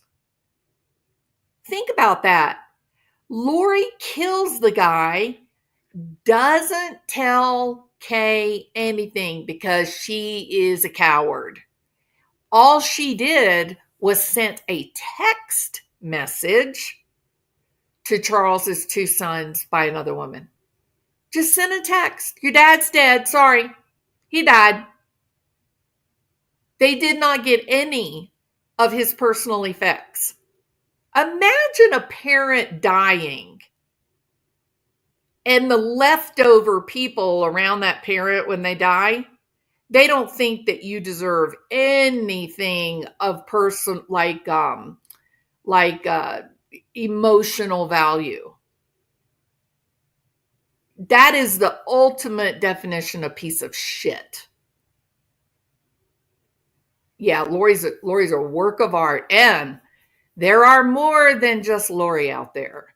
There are others who have been molded and are exactly like Lori. Narcissistic mothers create upheaval and destruction among the siblings. Narcissistic mothers will align themselves to one kid, and they will convince that kid that they're the greatest kid that ever existed. That is the golden child. And usually the golden child is really no good. Usually the golden child has got an awful lot of problems, and they become kind of like these trained dancing monkeys, right? whatever the narcissistic mother wants them to do, whatever the narcissistic mother like values, they will train that into the golden child. So in truth, the golden children are usually pretty weak people who are easily manipulated. And so for some narcissistic mothers, the thing that they value the most is money and success. And they will mold their golden child into being a bank president. They'll push them and reward them and, oh, be a bank president. But not all people, that's not, for many, that's not what they value. For some narcissistic mothers, the thing they value are, let's say, athletic ability. So if this narcissistic mother thinks, oh, athletics is so important, and, you know, to be a good mom, I would have raised like a professional athlete, right? And that golden child becomes the focus of, oh, you were such a great, the other people on the team did terrible. You can't really shine and show your athletic ability because the rest of the team sucks so bad.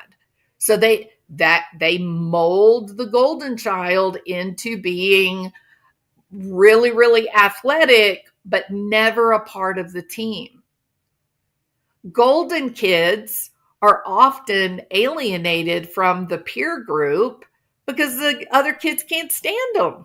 They're like obnoxious, like stuck up, right? The black sheep in the family, or the scapegoat, they're usually the truth tellers. They're usually the kids that stomp their foot and say, wait a minute, what you're doing is wrong. You can't do this. Unfair. That's not fair, right? And so very often your black sheep are the ones that end up healthiest of all, coming out of a narcissistic family.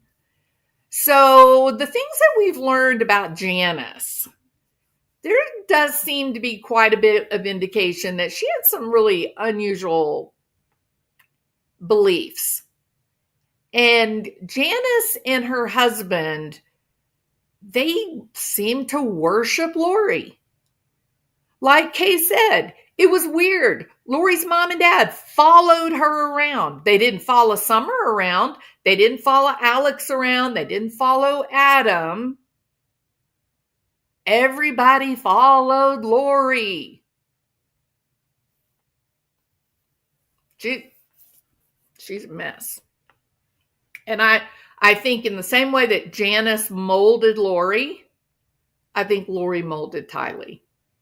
And because everything's transactional with Lori, Lori doesn't have an ounce of empathy. She doesn't care about what happens to anyone. The only thing that's important is how people love her. That's all.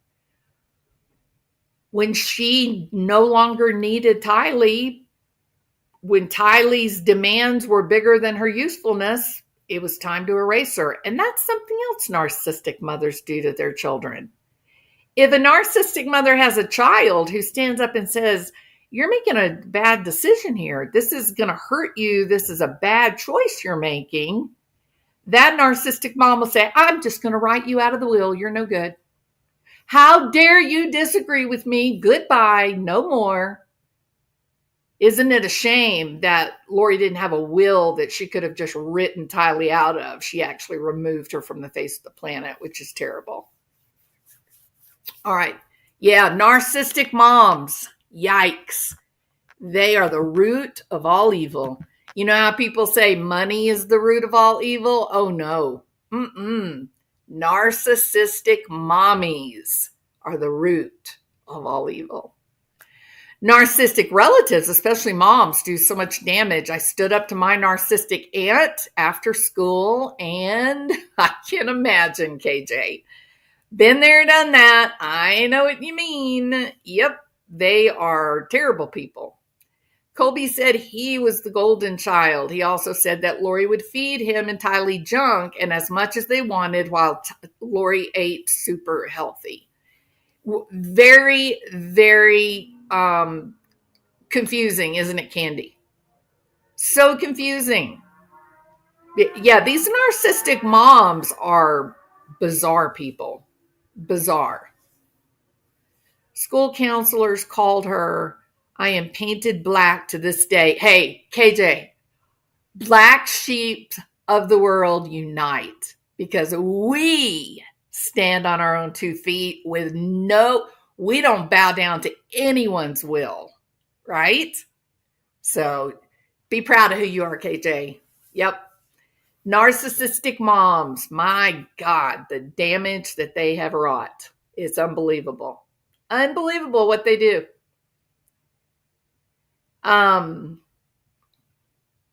Yeah, I don't think I'll share that story. I do have a story about a narcissistic mom who, how do I say this?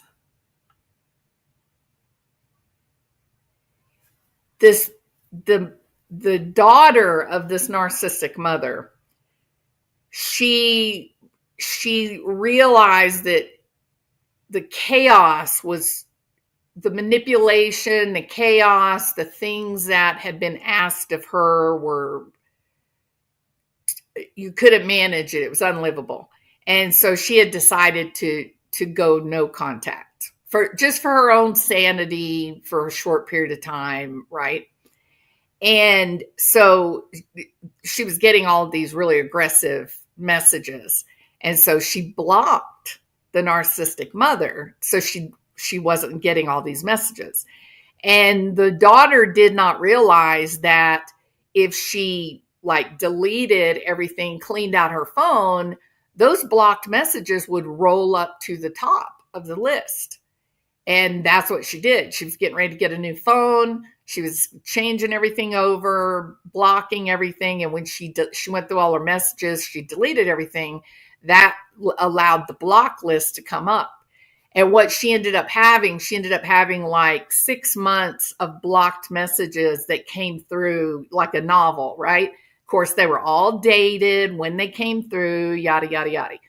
It was so interesting to read because the earliest messages said, how dare you? Don't you know? This is what I want. This is my job. This is my determination. And the narcissistic mom was very forceful.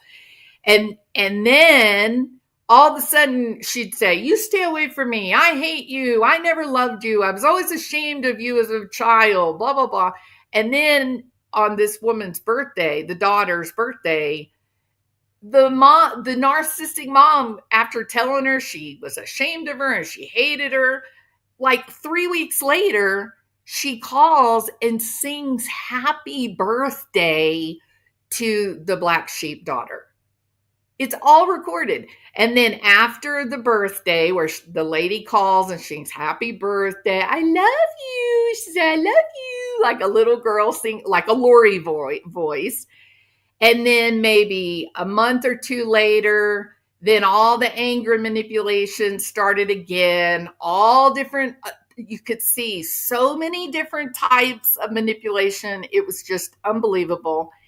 And she at one point, she even sent a message that maybe 3 months after the birthday singing thing, she sent a message. She was crying and she said, I don't know why you want to cut off contact with me. All I ever did was try to love you and take care of you. And basically blamed the breakup on the daughter when it was the mom who had said, leave me alone. I don't want to be around you. It was to see it like a novel was incredible. And it was like textbook, right? It was like it was like reading a textbook that describes a narcissistic mother or father. And the daughter that experienced this, she said that she had never experienced anything so therapeutic, that she carried with her all these questions her whole life. Maybe I'm wrong. Maybe if I was this, one of the things she said, I always worried and thought that if I was skinnier, then my mom would love me, that I wasn't pretty enough to be my mom's daughter, blah, blah, blah. And she said that when all these blocked messages came through and they were dated and they read like a book, she said as she went through and read, she could just see the manipulation so clearly. And she said she found peace. That when she read through that, it just slapped her in the face. And she said, my mom was batshit crazy. Like literally, there was literally nothing that I could have done to calm what I was reading. I could see that she was abnormal. And that was it. And she said, I finally am at peace with myself. I'm proud of who I am. And that woman, I'm glad she gave birth to me. I'm glad for the fun times that we had together. And I choose to just disregard the hateful, mean stuff that she dished out. Think she was crazy.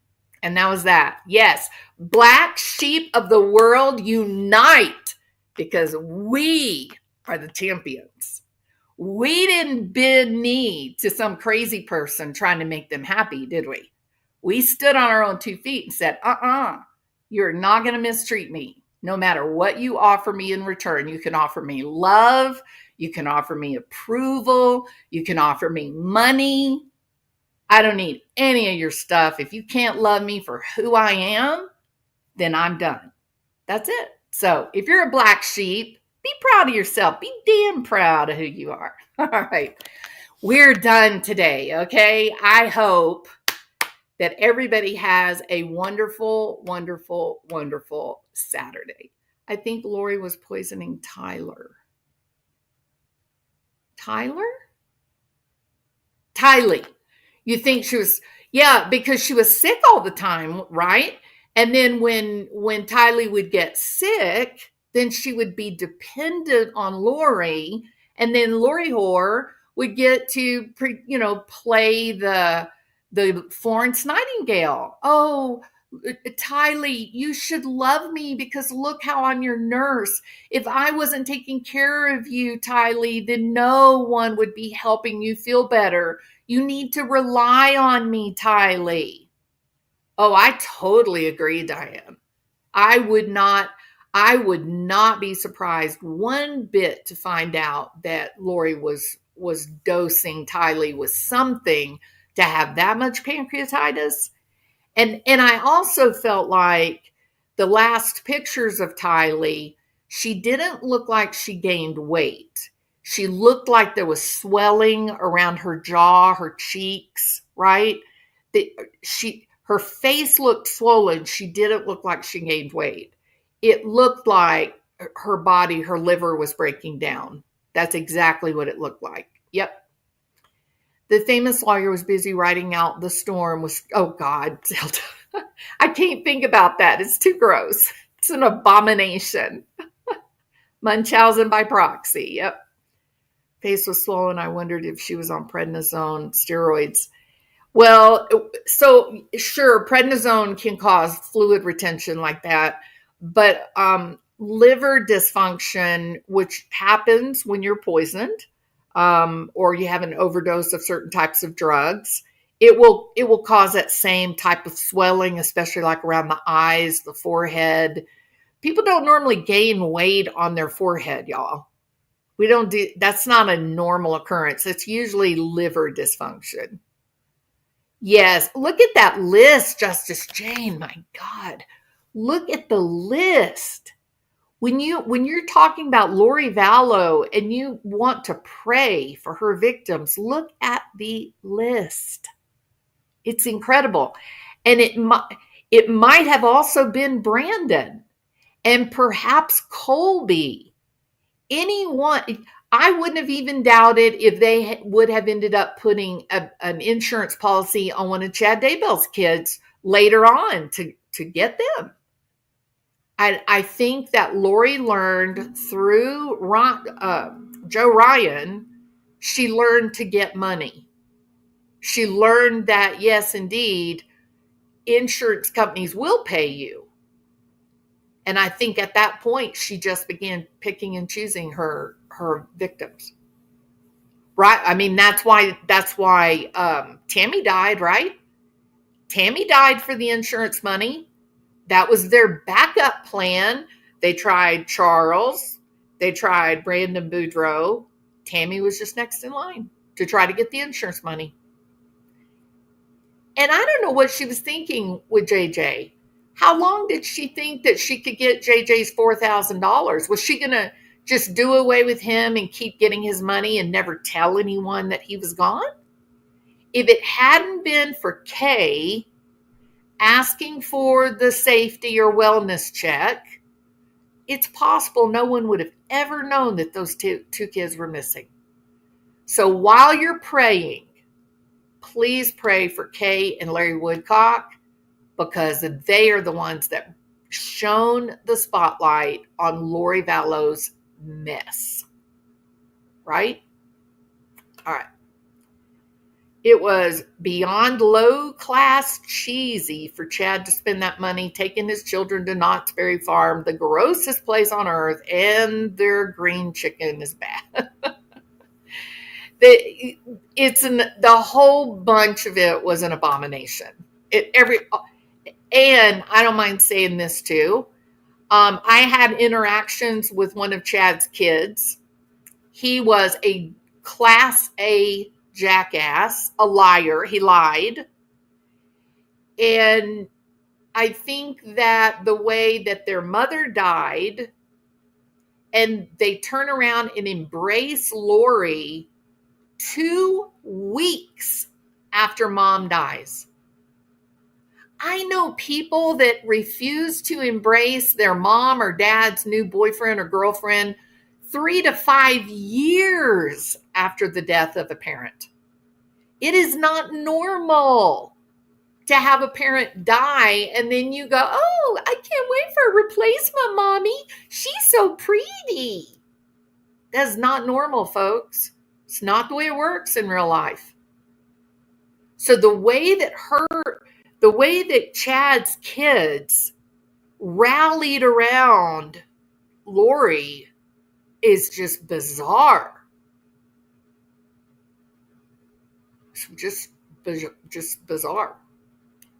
So no, I don't think that Lori and Chad were operating in secret.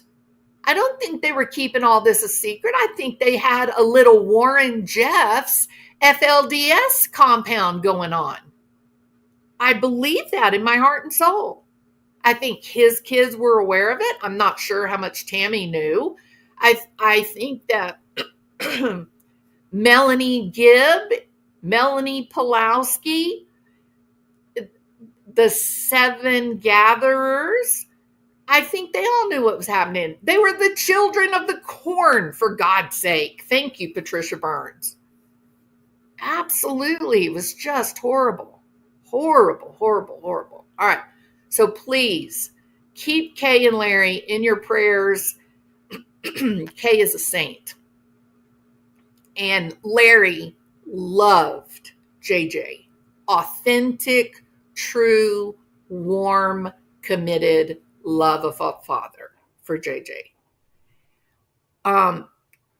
All of Lori's victims, it's just horrendous. And as for Lori, let's just hope and pray that she gets alopecia and every strand of hair on her body falls out.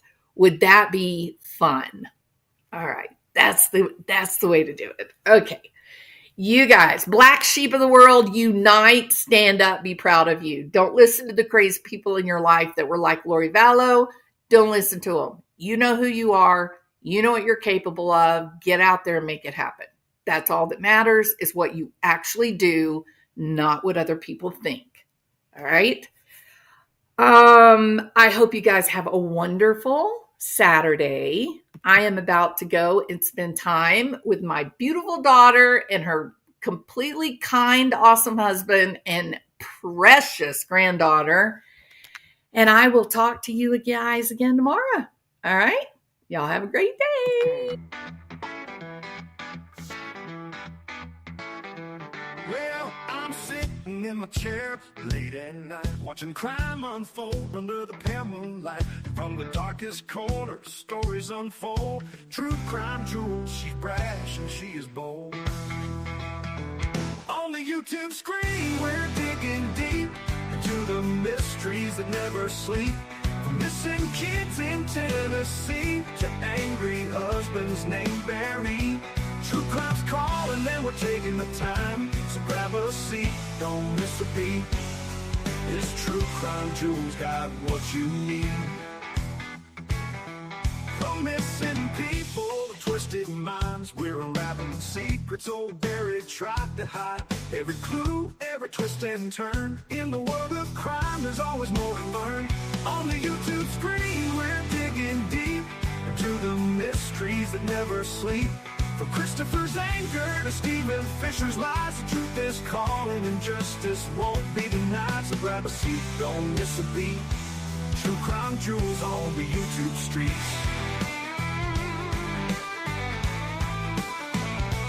Lights are low, suspense is high. We're chasing truth, we spot every lie. Step into the darkness, hold on tight. Two flashlights out there in the dead of night. On the YouTube screen, we're digging deep. Barry Morphew's case is high. A boy in Tennessee won't be left behind. From the coldest cases to the ones that shine, True Crime's calling and we're taking the time. So grab a seat, don't miss a beat. This True Crime Jewels got what you need. We're always watching Barry and waiting for the truth. In the world of crime, we discuss the truth. So hit that play and join the ride on this true crime journey. Join Jewels of Thought and our gemstone family.